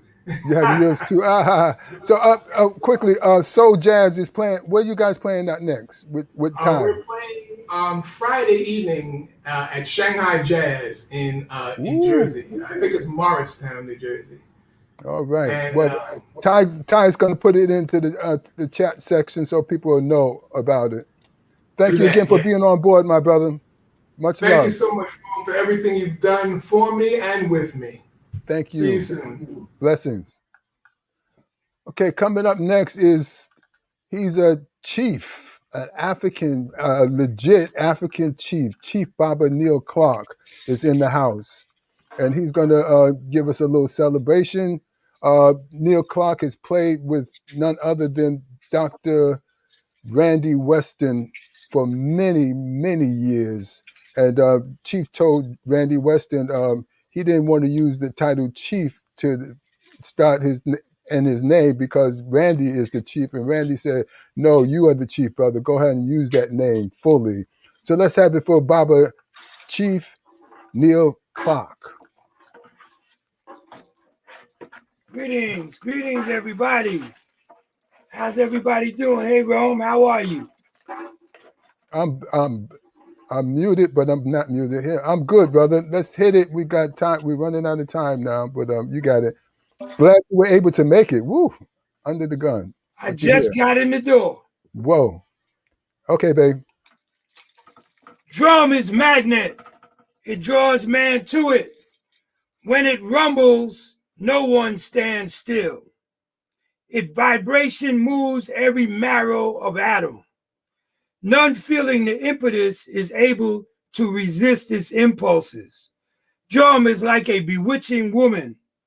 Its sight and sounds convocate souls together and brings to all awareness of fulfillment of self. Drum is magnet.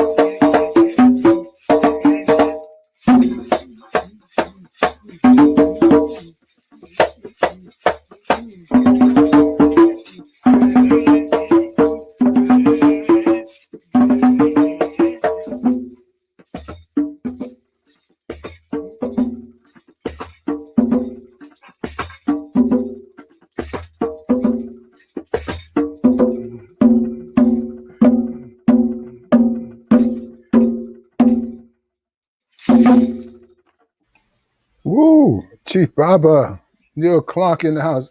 Listen, I'll eat some banana pudding to that one. That was Blessings to you, delicious, bro. brother. I'm glad I was able to make it. It's wonderful to be part of this celebration in Brooklyn in the house. Well, you know, you're one of our Brooklyn icons, my brother. Thank you, sir. Thank you so much for being here. Bed-Stuy, do or die. And you know that. You know it, and you got to love it. That's right. Good night, everybody. Good night. Okay, who's up next here? We've got my dear brother Ahmed Abdullah and his wife Monique Ngozi Inri in the house. Now, Ahmed Abdullah, some of you know about this phrase called jazz, and people call it jazz. People just call it jazz, but Ahmed penned it as music of the spirit. So when you hear music of the spirit, remember that the one who started this whole phenomenon of wording about jazz, what we call jazz, is Ahmed Abdullah with music of the spirit, and he has a CD that's out called Music of the Spirit out of Sister's Place, the place where there's a spirit there like no other in the world. And there's the audience that comes about and they share and they just take in the music and the musicianship and they just love what they receive and give. So he's an educator. And he's played with Sunrise Orchestra for many years. And we're so blessed to have him in the house. And he's with his lovely wife of, was it 29 years? 29 years, yes. 29 years. This month makes their 29th anniversary. Monique Ngozi Inri, who's a mother, poet, singer, administrator, jazz journalist, activist, and educator. And we're going to do a special tribute. And on this particular day, it's so apropos. A poem written by Luis Reyes Rivera. And you guys ready? We're ready. Let's do it. Okay, let me just say this poem is dedicated. It was written by Luis Reyes Rivera, and it's called "A Place I've Never Been," and it was dedicated especially for Malcolm X. But we are dedicating it today to all Africans slain in America. Amen.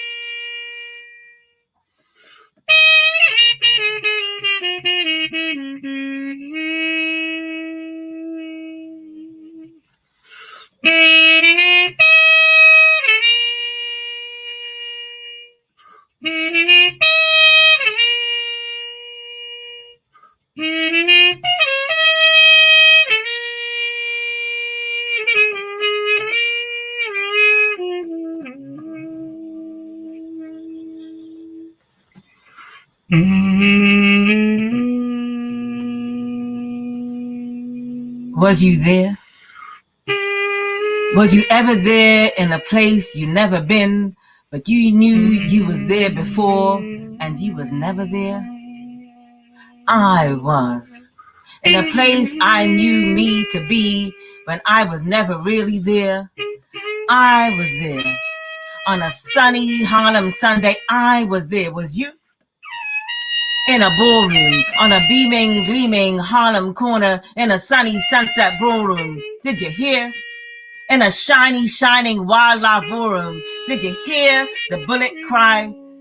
Did you see the man fall? On a bright and bosom Sunday, on a bosom bright, street jam, spare me a dime, stale bread, bosom brother, sunny Sunday Harlem. Was you there? Did you see the bullet cry? Did you hear the man fall? I was there. In a crowd of pride and treason, in a chill-filled room of mobs and patriots, in a crowded crowd of pride and treason, scared screams, ducking on, scared scars, ducking on, scared scowls, ducking, 'cause they heard the bullet cry, duck! 'Cause they heard the reason the bullet cried, duck! As the man showed the marks, old shackles left behind, as his back arched tall, breaking shackles left behind, I heard the bullet cry, no, not me. I saw the man fall in a place I never was, where I must have been before. I saw the man fall. Did you? Did you ever? Did you ever try to be where you never could have been, yet somehow you had to be there? On the 21st of the second month in a double aisle, room type, dancing, jumping, bawling floor. Did you hear? Did you hear the gush of puddles gushing from a podium bench? Did you see the barrel stop, clicking back, a shotgun swing? Did you hear the pellets fly? Did you see the knowledge flow? Did you hear his women's feet? Did you hear his woman? Did you hear his woman's feet? Did you hear his woman climbing over and up, over, up, over and up, over, face down, rows of turned down faces? Did you hear his woman's plea? That's my husband! That's my husband! Was you there? Did you go? Did you go to hear a poem in his every word? Did you hear a poem in his every word? Did you hear a poem? Was you there? Did you feed the hollow craves of starving eardrums? Did you feed the hollow crave of eardrums starving? Did you go to hear his song? Did you hear him sing? I was there in a place I could never be. I saw the bullets' tears tearing. I was there in a place I could never be. I heard the bullets' tears tearing. I was there. I saw the bullets shiver, the lonely bullet shiver and push, shiver and crush through the horn-rimmed flames of a strong man's peace. I heard the bullet cry, why me? Why me? Don't make me do it. Don't make me. Taking aim at courage, I heard the bullet cry. Taking aim at courage, I saw the bullet cry. Did you? Did you? Was you there? Was you? Was you turning over chair holes, finding no room for cover space? Was you turning over chair holes, finding no room? Was you turning over chairs while the man was falling and the bullet begging as the man was falling and the bullet limping as the man was falling and the bullet breaking as the bullet breaking and the bullet breaking through the throbbing of corners of a people's heart stream, turning chairs over chairs, finding no room? Was you there? Was you in a place you've never been, but somehow you was there, somehow you was never there? I was there in a place I had to be to hear the bullet cry, murder! To see our manhood fall, murder to hear a part of me fall. I was there on a sunny Harlem Sunday in a place I've never been. On the 21st of the 2nd, in a room I can't forget, on a stage I've never seen with a man I barely knew. I saw the bullet cry. I heard the man fall.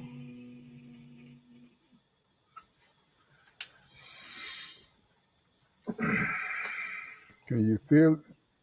Can you feel it? Can you feel it? Thank you so very much.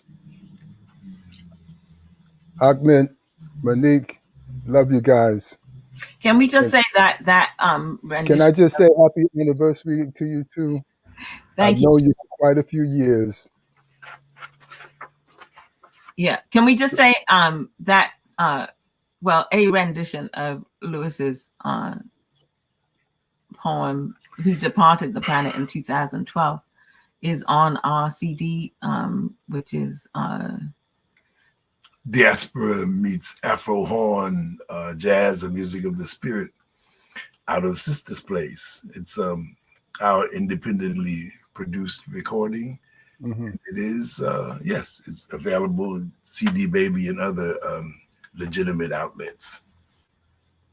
Can I also say that you two were married April 17, 1992, and that you two met at a Sun Ra concert at Ronnie Scott's in London in 1991.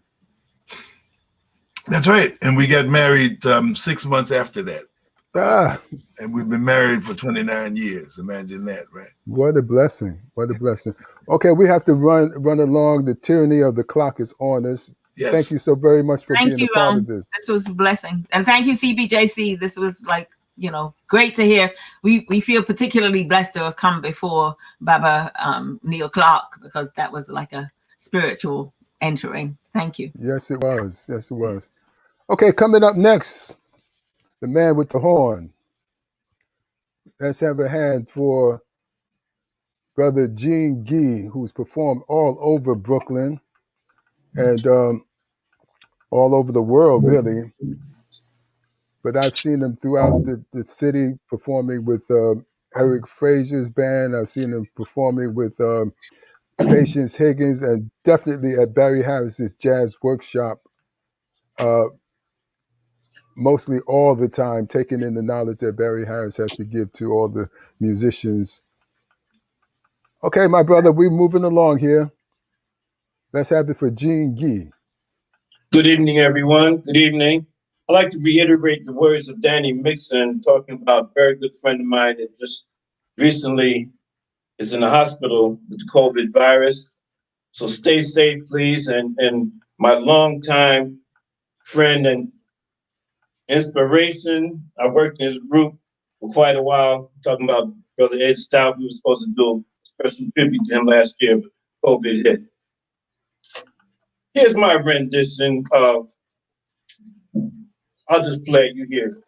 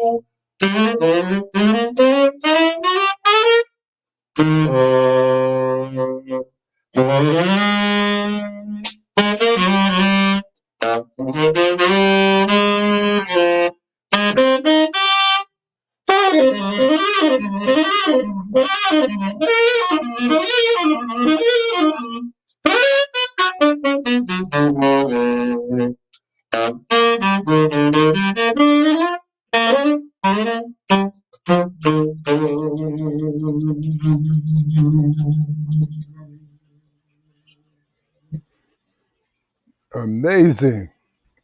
Simply amazing. Thank you, my brother. Thank you so very much. Gene Thank you Gee. for having this show. Appreciate it. Thank you for having me on. Oh, my pleasure. You know, I'm not going to talk no more. They told me I'm talking too much. But I just want to say that I got past, because you moved out to Jersey, and I got a call from you saying, "Oh, Rome, how you doing?" I said, "I'm good." How's the family? I said, "Oh, they're good." Hey, Rome, why you ain't got me on the show? I perform all over Brooklyn. I lived in Brooklyn. And you just carried on. And I said, "Oh, no, okay, you're on. And you deserve to be on because you are Brooklyn, my brother. Thank you so very much." Thank you very much. Coming to us next, this young lady, she's singing has always been a passion for Miss Hampton, Sister Hampton, and the transition from one entertainment career to another has been proven to be quite natural. Before setting foot on the Madison Square Garden floor as a player with the Liberty, Kim performed the national anthem before a sold-out crowd for the Knicks game on playoff. And since then, she's been performing the national anthem for the Knicks, the Jets, the New York Yankees, all over the country. As she performed on CBS, and it goes on. She's performed at the Ashford and Simpson's Sugar Bar, where she was featured at Birdland, and the Legends Band for the NBA and WNBA member NBA All-Star Cities, Brooks and Dunn, background singer for CMA Awards. She's done it, and she's thriving with the music. Let's have it for Kim Hampton. Thank you, Rome. Thank you so very much for having me here. And it's such an honor to be on the show and to take part with all of you wonderful performers. And again, I'm just so grateful to be here. All right, so it's on me whenever I'm ready to start. Let's say 1, 2, you know what to do. All right.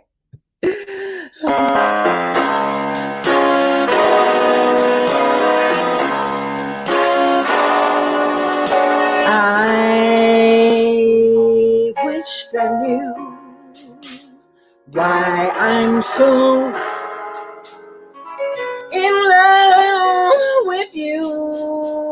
No one else in this world will do. Darling, please save your love for me.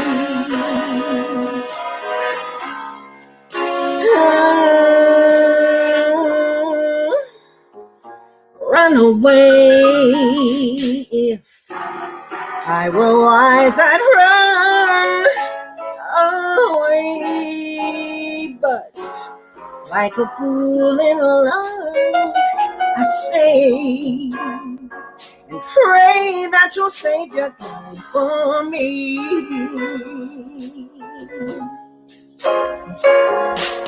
I can feel it even when you're not here. Can't conceal it. I really love you, my dear. And though I know no good can come from loving you, I can't do a thing. I'm so in love with you. So darling, help me please. Have mercy on a fool like me. I know I lost my steam. I plead and pray that you'll save your blood for me.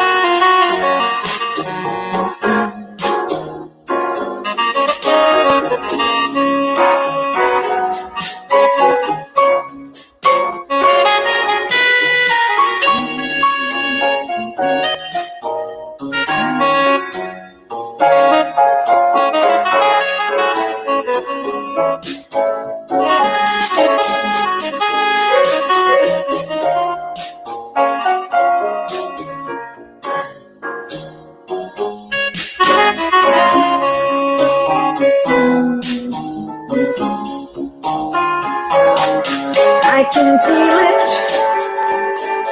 even when you're not here. I can't conceal it. I really love you, my dear. And though I know no good can come from loving you, I can't do a thing, darling. I'm so in love with you. Help me, please. Have mercy on a fool like me. I know I'm lost, but still I plead. Darling, please save your love for me. Oh, you can hang out with the crowd, but for crying out loud, darling, please save your love for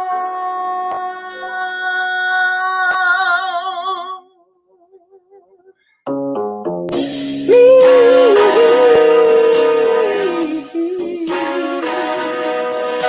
Oh, yeah. Won't you save your love for me?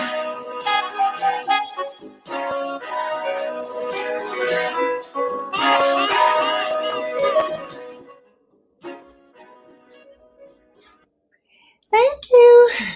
Lord. Whoever he is, he's a fool if he doesn't save it for you. Thank you. Kim, thank you so very much. You know, I've seen you grow and grow over the years, you know, and you just taking it all the way to the top. Superstar material. Thank you so very much. Thank you so much. And good night, everyone. Thank you for being a part of this as well. Where's your pudding at? I ate it yesterday. Ooh. Enjoy. Thank you so very much. Thank you. Okay. Bye-bye. Speaking of banana pudding, we have coming to you. Remember, I asked everyone to write the banana pudding jazz poem, and it's a poem that you all write. Well, the poem has been written and it's been edited and is going to be read by our very own technical producer, J.F. Siri, who's in the house. Hi, everyone. Thank you so much. Thank you, Rome. So every night that we do this, I feel I love to do the poem, but I'm listening to the artist and I'm just like, oh, I get all into the music. So, if I'm kind of like gushing over Kim right now, and I'm gushing over all the artists and the poetry. So this night was a particularly special night because we had so much poetry, just in the night overall. And so, it's nice to have that National Jazz Month and National Poetry Month marriage that we've had tonight. All right, let's get started. So I'm gonna do a little call and response. Now, I'm sure that you think I can't hear you, but I'm going to try my best to hear you. So I need everyone in their homes who is watching right now to participate in this call and response with me. So I'm going to ask, is Brooklyn in the house? And you're going to say, Brooklyn's in the house. Okay. And we're going to do that a couple of times. We're going to read the poem and then we'll do it a couple more times. So join me in this. Is Brooklyn in the house? Brooklyn's in the house. Is Brooklyn in the house? Brooklyn's in the house. Is Brooklyn in the house? Brooklyn's in the house. We got Ches, Cook, Roz and Eric, Ricardo, Bruce, Sharp and Willie. We got Danny, Jean, Steve Lafayette, Chief Baba, Michael, Richard and Kim. We got Lonnie, Ahmed and the lovely Monique. Is Brooklyn in the house? Brooklyn's in the house. Is Brooklyn in the house? Brooklyn's in the house. It's a perfect day to celebrate the beginning of justice. For George Floyd, we move forward. Looking good, my Brooklyn Jazz homies. Jazz live in the People's Republic of Brooklyn where I be birthed. That was so beautiful. May that so-called cop rot in jail for what he did to our brother George Floyd. Jazz began with the blues and the blacks, and we still be living it to this very day. We must keep the musicians going. Looking forward to the live concert. Brooklyn, Prospect Heights. Go, Ricky. Hello, Ricardo. Great performance. Great to hear and see my cousin Ricardo. This is your cousin Ella Kate. Great performance. Meditation. So beautiful. Heard Dexter do it. Play your horn, brother. Ricky Strobert is one sick cat. Go ahead, cuz. Ricky, great performance. Beautiful. Linda and Paulette. I'm happily mesmerized by this tremendous blessing. Sweet, sweet Ricky. Didn't know you play the drums. Wow, chat. Wow, I'm still working on the clave. A long life to you. Fourth life. Blessings. Ready for Eric. Great brother and educator. Misty. Eric. Nice. Nice work, Mr. Frazier. Multi-talented Eric. Love this format. This celebration of BK Jazz Creatives is so on time. This enjoyable. Waiting for my brother Richard Cummings, living in Arizona, feeling homesick for my Bed-Stuy community. Thanks. Peace. Bruce Cox. Great. Rest in peace, brother Onaji. All gums. Come to Sharp. Play your piano.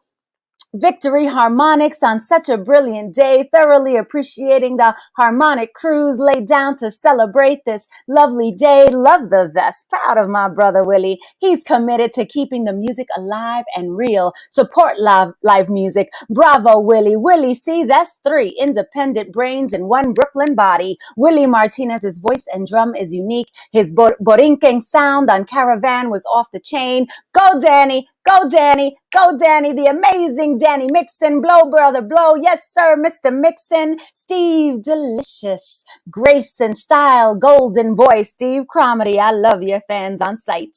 Many thanks to such magnificent artists like Danny Mixon, who dedicate their lives to promoting America's only original music art form, jazz. The fellas are in the house, Lafayette and Lonnie. Yes. May we also send up prayers for healing and restoration for our dear brother James Stewart, jazz musician extraordinaire of the sax and the flute. This is so nice. Thank you all so much for a fantastic display of musical performances. Those cats are rocking like a Harlem jazz smoke ring sound from the 1950s. Them cats be real cool. Smooth sounds. I feel where you're coming from, my dear brother. We must save our children. Continue to pray on that, sir. Sing it, Michael. Amazing song. Richie, do it, baby. Go on and tickle those ivories the way you do. Ain't nothing more beautiful than a brother who knows how to play the classics. He touches that piano like a master, and he is. Hey, Baba Neal. Yes, Neal. God bless brother Gene Gee. He's got a little Lester Young in him. Beautiful, beautiful, beautiful, soulful Queen Kim Hampton. Brooklyn, been in the house. Yes, music of the spirit. Thank you, Rome, for creating this platform for live music. Is Brooklyn in the house? Brooklyn's in the house. Is Brooklyn in the house? Brooklyn's in the house. Is Brooklyn in the house? Brooklyn's in the house. We got Ches, Cook, Roz and Eric, Ricardo, Bruce, Sharp and Willie. Got Danny, Jean, Steve Lafayette, Chief Baba, Michael, Richard and Kim, Lonnie, Ahmed and the lovely Monique. We got Brooklyn in the house. Brooklyn in the house. Thank you so much, everyone. What a beautiful, beautiful poem. Well, that was a beautiful poem. Ooh, and a long one, too. We had a lot of comments tonight. People had a lot to say. That was great. That was great. Awesome. Thank you, everyone. Listen, folks, we're getting ready to close down. But before we do close down, I'd just like to tell you, I'd like to give thanks to some of the people who made this possible. Remember, this is the 22nd annual Central Brooklyn Jazz Festival these next couple of weeks. So we're in the house in Brooklyn creating jazz on our side, but there's other venues. So check out the Central Brooklyn Jazz Festival. Go to my Facebook page and you'll see some information on it, or go to my website, romeneal.com, for information on it. Also at romeneal.com, you can go there and send in a donation to become a sponsor or make a contribution to Banana Puddin' Jazz. 18 years, I ask that you make a contribution of $18, $1 each year that I've been working of making this thing happen. So it would be very appreciative, and it will keep us doing what we love to do. And you send in something, you got to cut. My gift to you is this classic DVD of Rome Neal's Banana Puddin' Jazz with the Grady Tate, Lou Myers, Miguel Algarin, so many great people were performer on this, and the John DiMartino Trio. So become a part of the family, take one of these home and make a contribution.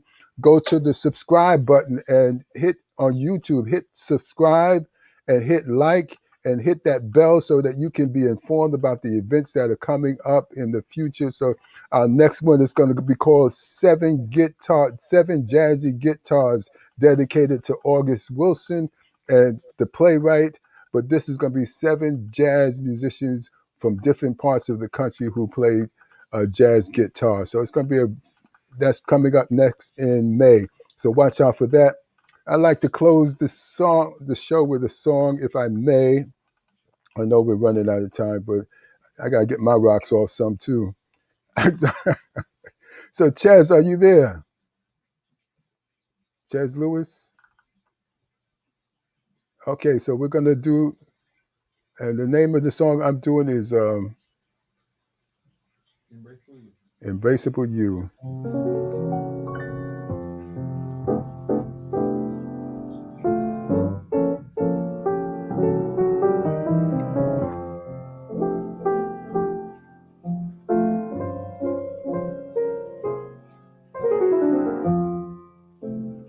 Embrace me,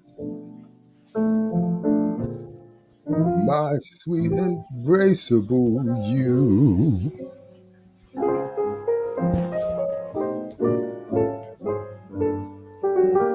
Embrace me, you irreplaceable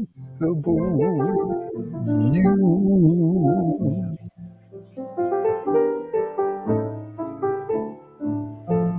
Just one look at you, and I grow misty in me.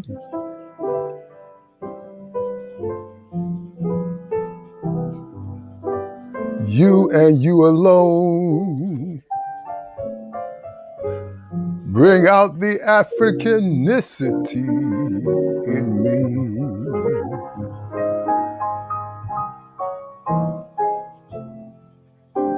I love all the many styles about you.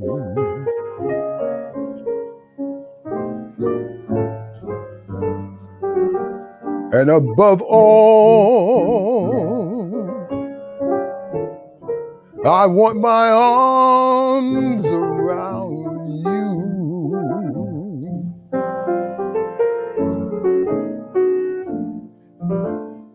Don't be a naughty baby. Come to Papa. Come to Papa do. My sweet, embraceable you.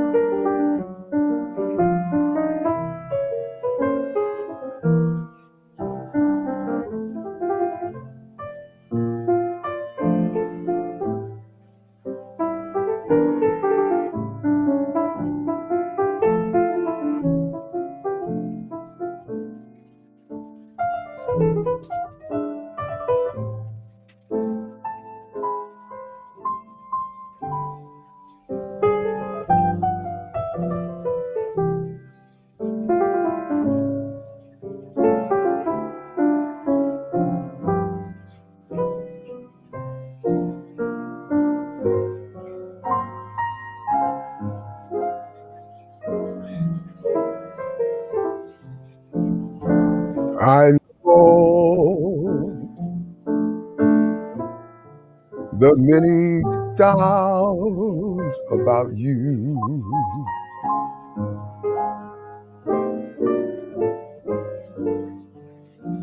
Above all, I want my arms around you.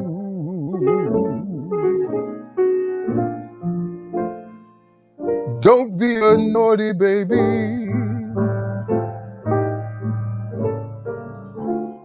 Come to Papa. Come to Papa do.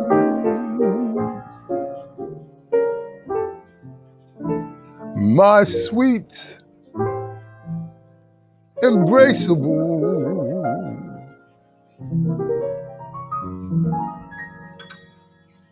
You.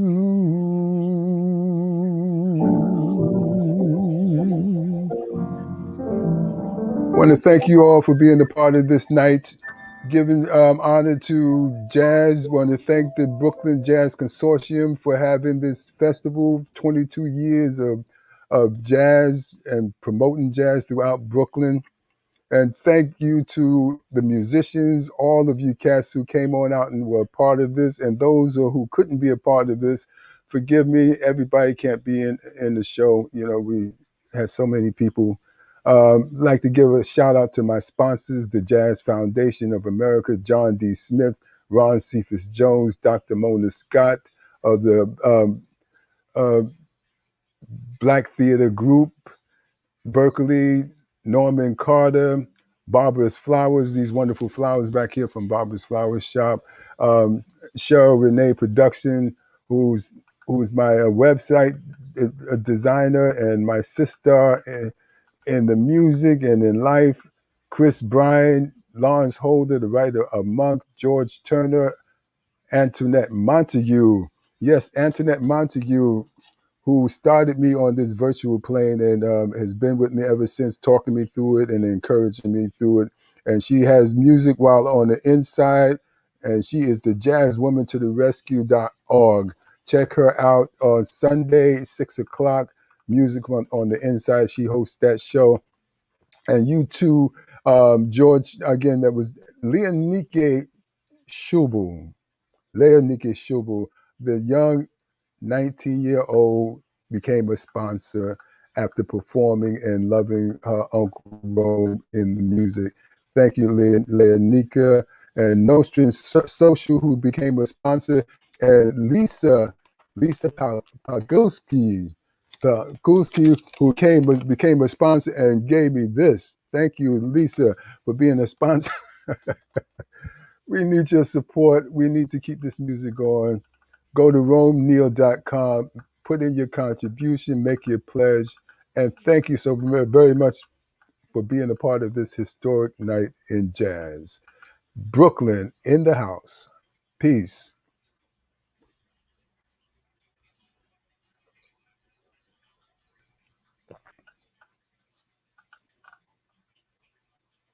Okay, so we're going to have a little meeting after this, so come back to us. And before we do that credit roll, because that's a wonderful historic credit roll of the people in the show, as well as pictures of the past clubs and places and people who performed the music. So can we have that credit roll, please?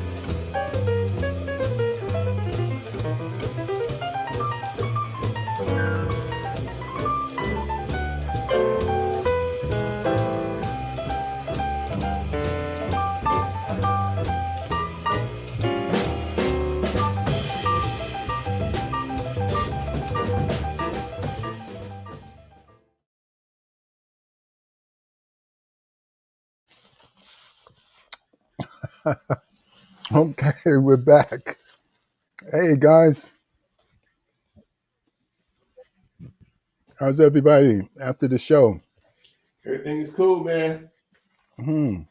Yeah. George, oh man, did we do it? Yeah, we did it. Yeah, that's nice. Very nice. Yeah. Good job. Thank you so very much. Thank you so very much. Yeah, well done, Rome. That was good. We didn't see the whole show. Are we gonna get a tape or something? Yeah, go to YouTube, darling. Okay. YouTube I is really on there? was on YouTube. Thank you very much, darling. Like I was watching the show on YouTube. I like you know, like you. No, I'm saying you can go wrong back. one with that. Okay, what I'm saying is, okay, Miss Monique. You don't want to get into it. No. Well, no-win situation. This show is for YouTube. So after the night, anybody can see it. So share all your people who missed this performance. They can go to YouTube. Okay. Yeah, Rome Neal's YouTube. Rome Neal Banana Puddin' Jazz on YouTube. Cool. And they can see this show. I was watching it. There was a slight delay, so you know, I was listening to it on here, and then I was watching it on YouTube. So yeah. But I have the link. I'll send it out. I sent it out on my Facebook page and everything. Yeah. No, what happens is people miss the show. And they always go to YouTube.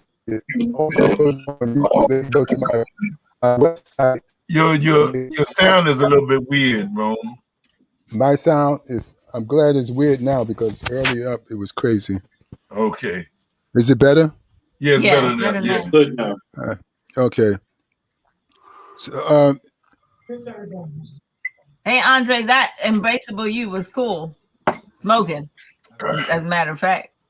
So, and I always say this, and people say, "Oh yeah," but I listen to piano players every Saturday night for the last 20 years, so I know what I'm talking about. Just that. Yeah, that was nice, Andre. I was playing along. Hope you don't mind.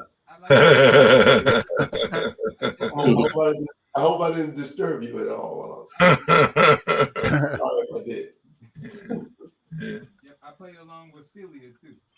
Was that right? Yes, sir. Yeah. No wonder. I thought I had some help. But you guys were tearing up, man. I love it. You and Lonnie came together, the bass and the piano. Yeah, that was beautiful. We came in on that. Yeah. What was that? What was that Bud Powell song you played, man? Celia. Okay. I don't know that one. I never heard that before. Yeah. As in the archives, huh? That's in the archives, baby. Yeah, man. Yeah. Hey, G, what's happening, man? Playing Brooklyn. Say it. Bud Powell used to play in Brooklyn. Turbo Village. Yeah, he lived in Brooklyn. Turbo Village, he lived in Brooklyn at one time, right? Yeah. Every time I see Rafik, I ask him, give me a Bud Powell story. Okay. You know. Yeah. Somebody showed me a place he lived on. Did he live on Kingston Avenue or something? I think so, yeah. Yeah. And I used to see Wynton Kelly play on Franklin Avenue near Eastern Parkway, called Sphinx Lounge. All kind of music in Brooklyn. I never heard that one. Snakes Lounge? Right. Sphinx. It was on Franklin near Eastern Parkway, the left-hand side of the street. Oh, okay, never heard of that one. A lot of bars, the Baby Grand on Nostrand and Fulton. Then you had Putnam Central on Putnam Avenue off of Clausen, where Miles Davis hired Bill Evans. He had Wynton Kelly, Paul Chambers, Cannonball Adderley, John Coltrane, and Jimmy Cow. And then he replaced Wynton with Bill Evans. The next week they went to Philly. I meant to put this Central. Yeah, you know, Central, we used to do our Christmas shows with the kids from PS3 at Putnam Central. They didn't even know it was called Putnam Central. It's a Masonic temple now. You know, Right. I told them about the history of the place. They were shocked that you know, about the history, man, because apparently they used to have they used to have pool downstairs or something, man. You know, you know, but the black folks own the place. It's the United Order of Mechanics. You know, right. Yeah, but they don't know anything a lot about of the history. Yeah. A lot of people don't. You dig? That's Yeah. it. What's that other place that we went to? Like, it's a historic place in Brooklyn where the pianist played and the vibraphone player played. It was like a club, jazz club in Brooklyn. I don't know. Oh, okay. Not Well, the we'll Blue find Cornet. out and get back to you. But like, Is there's the a Blue bunch of Cornet places. on Fulton Street. Yeah. The Flamingo on Cornet, Kingston Avenue. Yeah. Pumpkins, Ocean Avenue. Oh, Pumpkins. We went to Pumpkins. Oh, Pumpkins, yeah. Yeah, Pumpkins is a good haunt. Yeah. It's a good. We went there. So. Yeah. No, Pumpkins, I remember, who's the piano player that used to always be at Pumpkins? He used to play Monk's music all the time. He wrote a couple of music books about Monk's music. Don't remember who that is. Oh, wow. Legendary piano player. I don't know. That would be a good question for you to, engage your social media followers. All you have to do is, if anyone remembers, Pumpkins and who used to always play the monk, I guarantee you somebody will get back to you. Yeah. Kim Hampton, I think I have your telephone number. You came to Sister's Place, and I think Viola Plummer introduced us a few years ago. No? Okay. Yeah. Did that happen? Yeah, I think it did. I don't like. I'm kind of like, but I'm sure it probably did. Yeah. His name was Ronnie. Ronnie. Ronnie Matthews. Ronnie Matthews? Yeah, Ronnie Matthews. Yeah. Oh, okay. Oh, wow.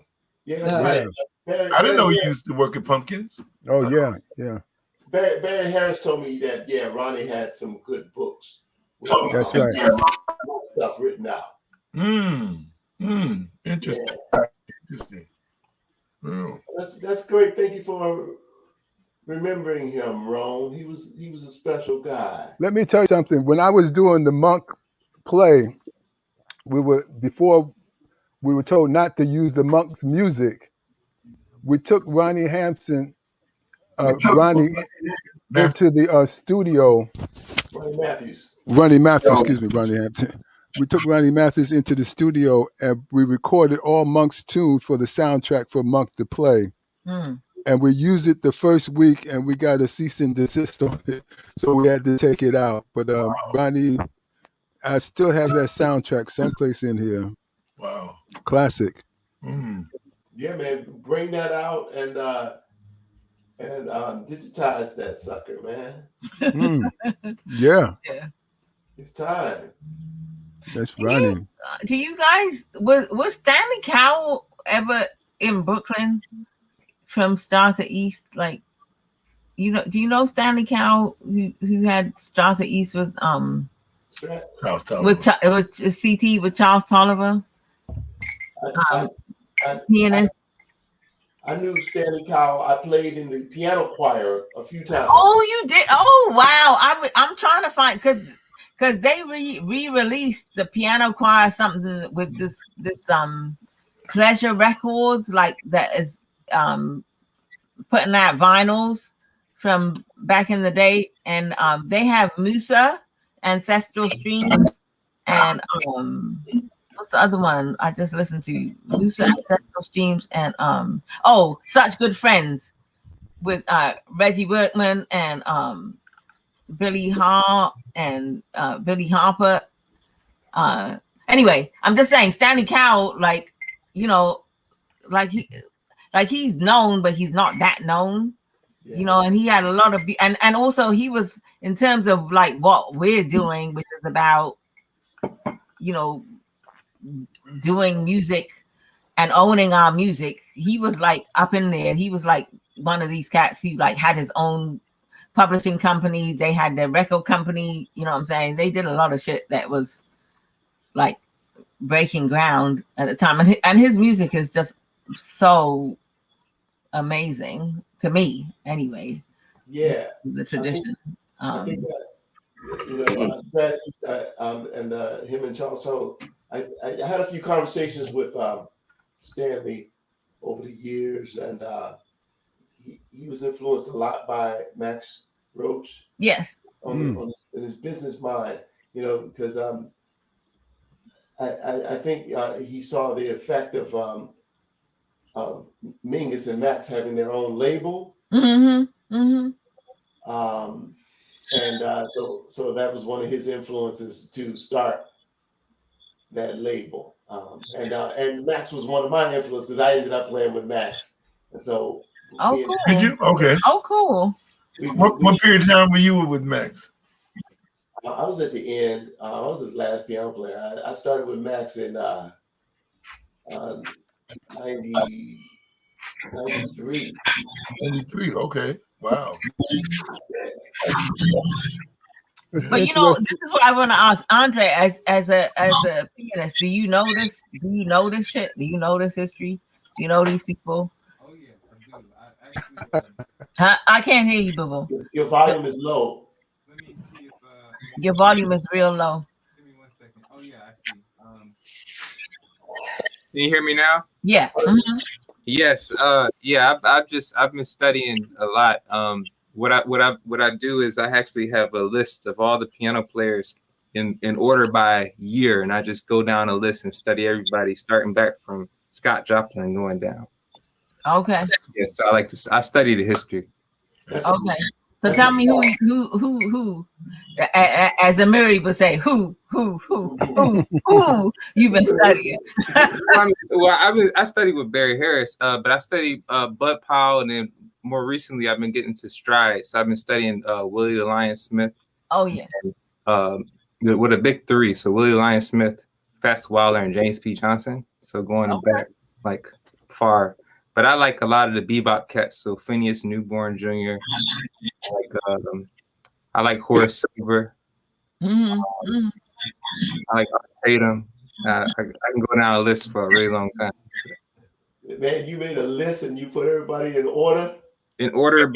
I know, isn't that scientific? This is how these young people do this shit. They be like, If you don't know what a perfection it is, is call him. Yeah. Most people don't do that. But that's great, man. Yeah. Great. Yeah. So who are your influences, Dudu? Kim, are you there? Can you hear me? You're on the phone. Like, who are your influences? I definitely love like Nancy Wilson. I love Anita O'Day. I like some of Sarah. But just, I don't know, just that I would have to say that those are some of my greater influences. Just listening to them. I've been doing this tribute to Nancy Wilson, and so just listening to her art, her craft is just amazing. I mean, just right down to the breath after a word and how the word articulates, and you can just feel every emotion in her lyrics, in the lyrics that she sings. And it's just, she takes you on a power trip. I mean, it's soft and loving, and then it's strong, and it's, so I'm just really finding that, I guess the beauty in what she has done. And then just listen to other people. I mean, other singers. Kim, I want to ask you, are you familiar with when October goes? I've heard it before. I haven't. When nose goes? Goes. When October goes. Oh, when October goes. Okay. Yeah, I can do that. That's one of Nancy Wilson's tunes. What's my girl? It's you should sing that one. That's a good one for you. I agree, Rome. Yeah. It's got I her like vibe. Girl becomes a Hi, Kim. studies. Hi. Yeah, that's a good suggestion he giving you. When October goes.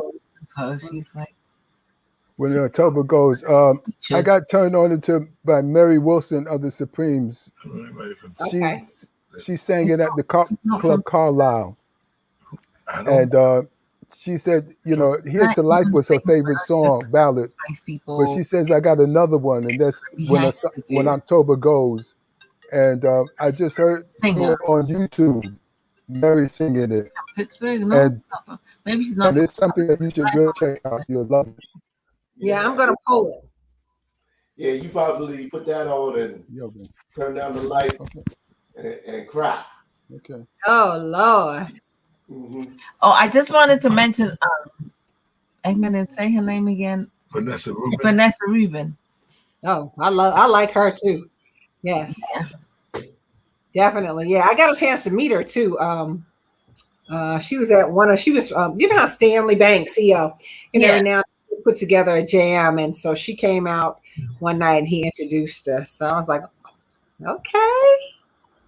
Yeah, she's really. I think she's people who are around right now in terms of bridging things. Yeah, real. Gene Gee, did you mention James Stewart was in the hospital? Somebody mentioned that?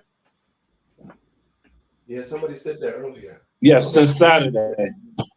He's been in the hospital since Saturday? He was in the hospital with COVID since Saturday. Wow, Yeah. okay. Okay. So, and then they said he had a stroke as well. Oh wow. He had a stroke? I didn't hear that. Okay. I didn't hear that part. But I got a call actually from Brooklyn piano player Kenny Gates, who's in Philadelphia. And then I got a call from Michael Bray's wife, Lorana Phipps, because they work together with Sun Ra. No, her husband works with Sun Ra, and James works with Sun Ra. They were supposed to do a recording, and James didn't show up. He wasn't feeling well. So they found out from his mother that he was in the hospital. Oh, wow. Dig that. Yeah. Oh, okay. So say a prayer for him. Yeah, absolutely.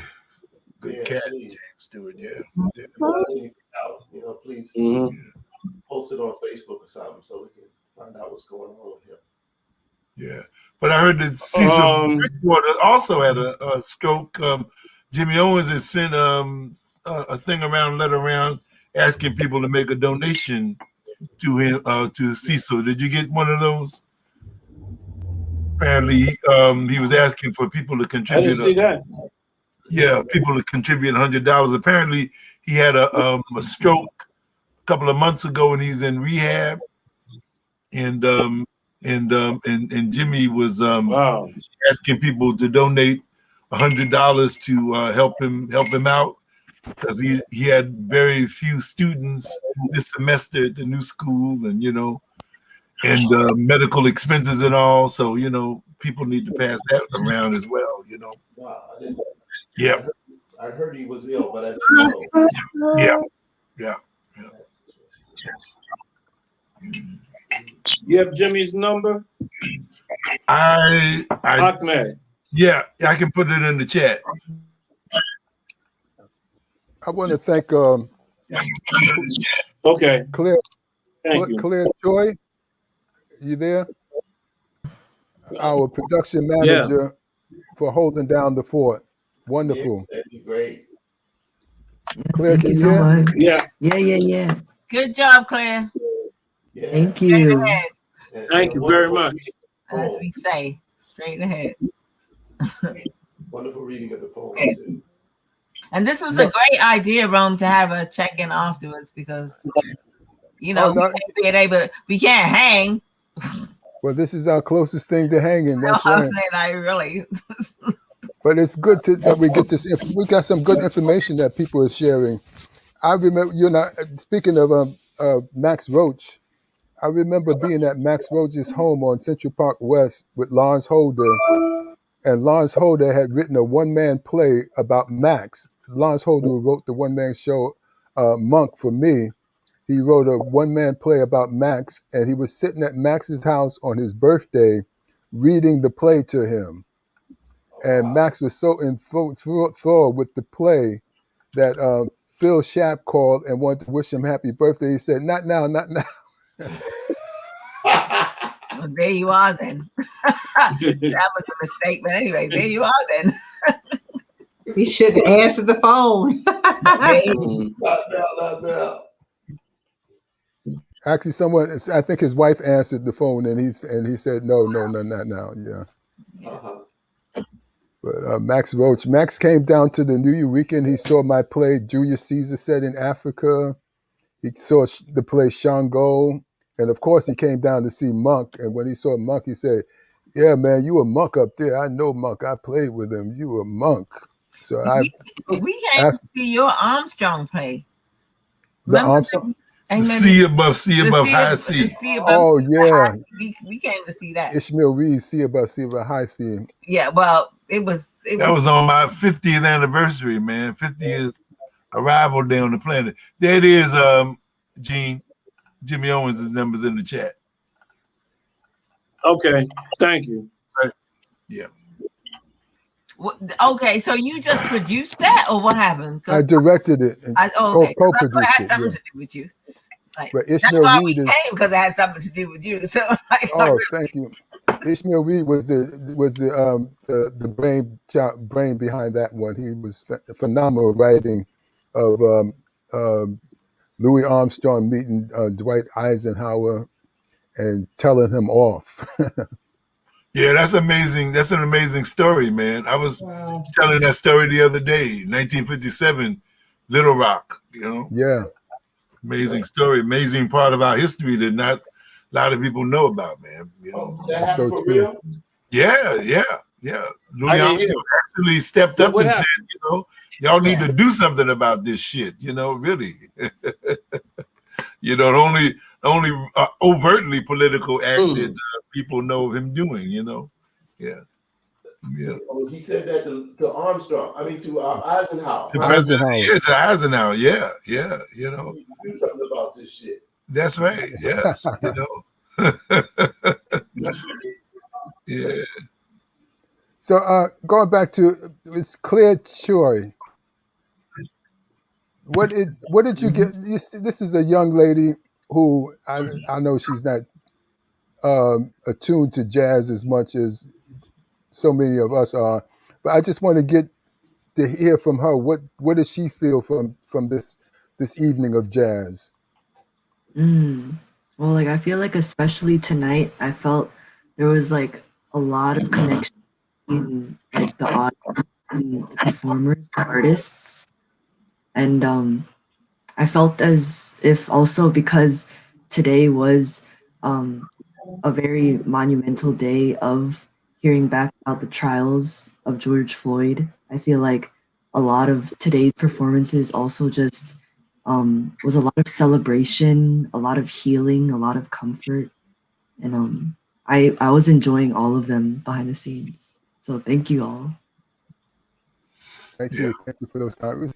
You know, it's good to hear someone from the outside who's listening and taking in all this energy. And I can imagine our audience who tune into the show and what they were feeling. Because when you're putting a show like this together, it's a lot goes into it. And you're not privy to just relax and just check it all out. Because cats were hitting it. You're breaking up again, for me. You cats were hitting it one after the other, and it was wonderful. But it's also very significant. One of the things that the pandemic has done is show the importance of documentation. It's just like we have to document this shit. It's like we have to leave a legacy behind of these conversations. And so that's the importance of this to me, is that this will be here for people to come back and look at. You know what I'm saying? And it's like Brooklyn is a house, and you know, like the silence is the things that people don't really know about in terms of the layers of our legacy. It's important that it's on tape somewhere. People can go back and Google it, and we'll be right there. You know? That's right. That is critical to me. because there's so much of our history. There is so much of our story that is just not there. Not because it didn't happen, because nobody didn't record it. You know what I'm saying? It happened, but nobody thought to take a picture or do a recording or put it someplace you could find it. But on the other hand, so much of it has been suppressed. You know, that we're doing this course, The Unsung Heroes of the Sun Ra Orchestra, is an online course. And in fact, this Saturday we're doing a thing on the loft movement of the 1970s. You know, one of the things that we understood, because we just did the 1960s in what is known as the civil rights movement, and you know, if you take the 1955 to 1965, you look at that as being like the civil rights period. When you look at 1965 to 1978, even, you look at that as being the era of self-determination. Now, that's the period of time that nobody really deals with, you know what I'm saying, in terms of how we were able to understand that we needed to get power. You know, the only reason that this conviction happened with all of the murder cases against Black people by police in the history of this country is because there was a Black attorney general in Minnesota, you know, Keith Ellison, you know what I'm saying? You know, so he was able to put people in place, put prosecutors in place to actually make sure, you know, that a guilty verdict could be delivered. It's never happened before because there's never been a Black attorney general, because Black power has not been a thing that people wanted to discuss in this country. But that was really the thing about the 1966 to 1970s in this country. Black power was what we were talking about. You know, the civil rights movement merged into the Black power movement, self-determination. You know what I mean? You know, it's not enough just to get equal rights. We need power in this country. You understand what I'm saying? And that is still the thing that, you know, we have more of it now, you know, and certainly if we didn't have power in Minnesota, that white boy would have still been walking with all that evidence. Because many of them, you know, you go back 30 years, 1991, you know, they beat the shit out of Rodney King, and, you know, and they walked. You know what I'm saying? You know, that man could have had his knee on his neck and they still could have walked, but there was a Black attorney general, Black power. You understand what I'm saying? Black self-determination. You know what I mean? That's what we got to look at. You understand? You know, and that's what we really have to, you know, be moving towards. Now, here's the other thing. The other thing is how the music was aligned with that. You understand what I'm saying? The music was aligned with the efforts of people, you know, to move forward as a people. But they've taken that away, right? Because when you look at John Coltrane's last two concerts, right? His very last one was in Harlem on 125th Street. Okay. I just found out in doing this course that his other last one was at the Left Bank Jazz Society in Baltimore. Wow. He was moving towards working in an area where Black people could hear what he had to play. You understand what I'm saying? And his most adventurous bands. You understand? You know, he had one in Harlem on 125th Street, 4 blocks from where I grew up, and he had another one in Left Bank Jazz Society in Baltimore. You understand what I'm saying? We don't know that history. We don't know that history. Now, I was there at the one on 125th Street. I was 19 years old and heard that and saw roll-to-roll Black folks, you dig, in dashikis and, listening to John Coltrane play his most outside music. You understand what I'm saying? So there was a combination between the socio-political and the artistic and cultural that they will tell you didn't exist, because they tried to suppress everything that happened after that. Yeah, but like this is a beautiful time. I like what your wife was saying. This is going to go down in history as probably the most documented period in history, because everybody's at home and everybody's got some equipment. People got their own YouTube pages. Mm-hmm. You know, and the story has been told, and nobody will be able to go back and lie about 2021 Yep. or 21. You know, Absolutely. Absolutely. Yep. Or as Jesse would say, keep hope alive. Well, let's hope that is an example to eliminate this kind of injustices forevermore, which is going to be difficult. But this is the start. It's a great step. It's a great step, a major step, no question. Yeah. Yeah, and you know the right is scheming and dreaming right now. Yeah. But that's what they did before. I mean, look, you know, we had the 1970s, then we had Ronald Reagan. You know, so all of the you know, they pushed back against it, and that's why I'm saying we during this period of time need to understand something about spiritual practices, right? Because the only way we're going to really survive this, you know, what we call the third reconstruction is for us to use the power of the spirit. That's why music of the spirit is art forms of the spirit of what we need to be dealing with. Because if we don't use our spiritual energy, we'll be right back, you know, to where we were before. You know what I'm saying? The only thing that African people of color have is spiritual energy.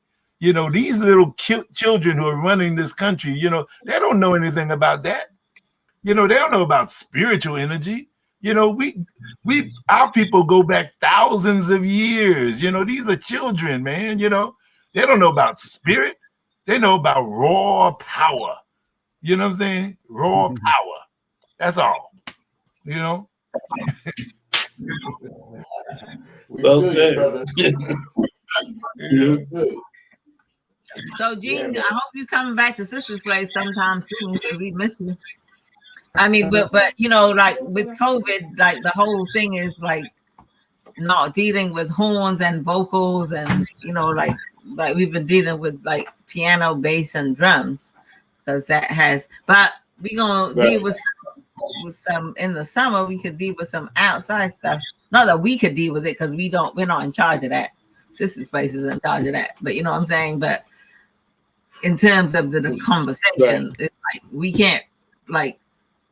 Overall, that's who we've been having is drums, bass, and non-vocal, non-ear, non-breathing. So hopefully, I understand. I know. So hopefully in the summer that will change some kind of way. But it's just nice to be able to hang with you guys because like, we miss you. On that note, I would like to thank everyone for being a part of this historical experience. It's wonderful, Rome. Yeah.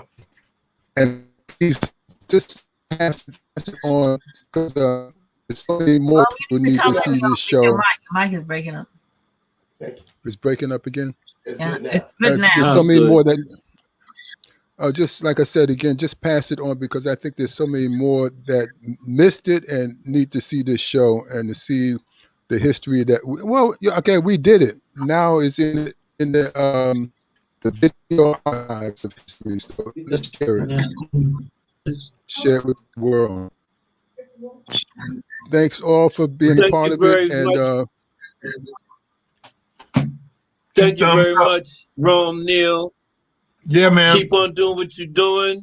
Great work. We appreciate it. We appreciate you. Thank you very much, Claire. You did an excellent job. Very professional. Thank you. And all the musicians. Yeah. Yeah, man. Thank you, guys. Take care. And just leave the studio. Go ahead. You were going to say?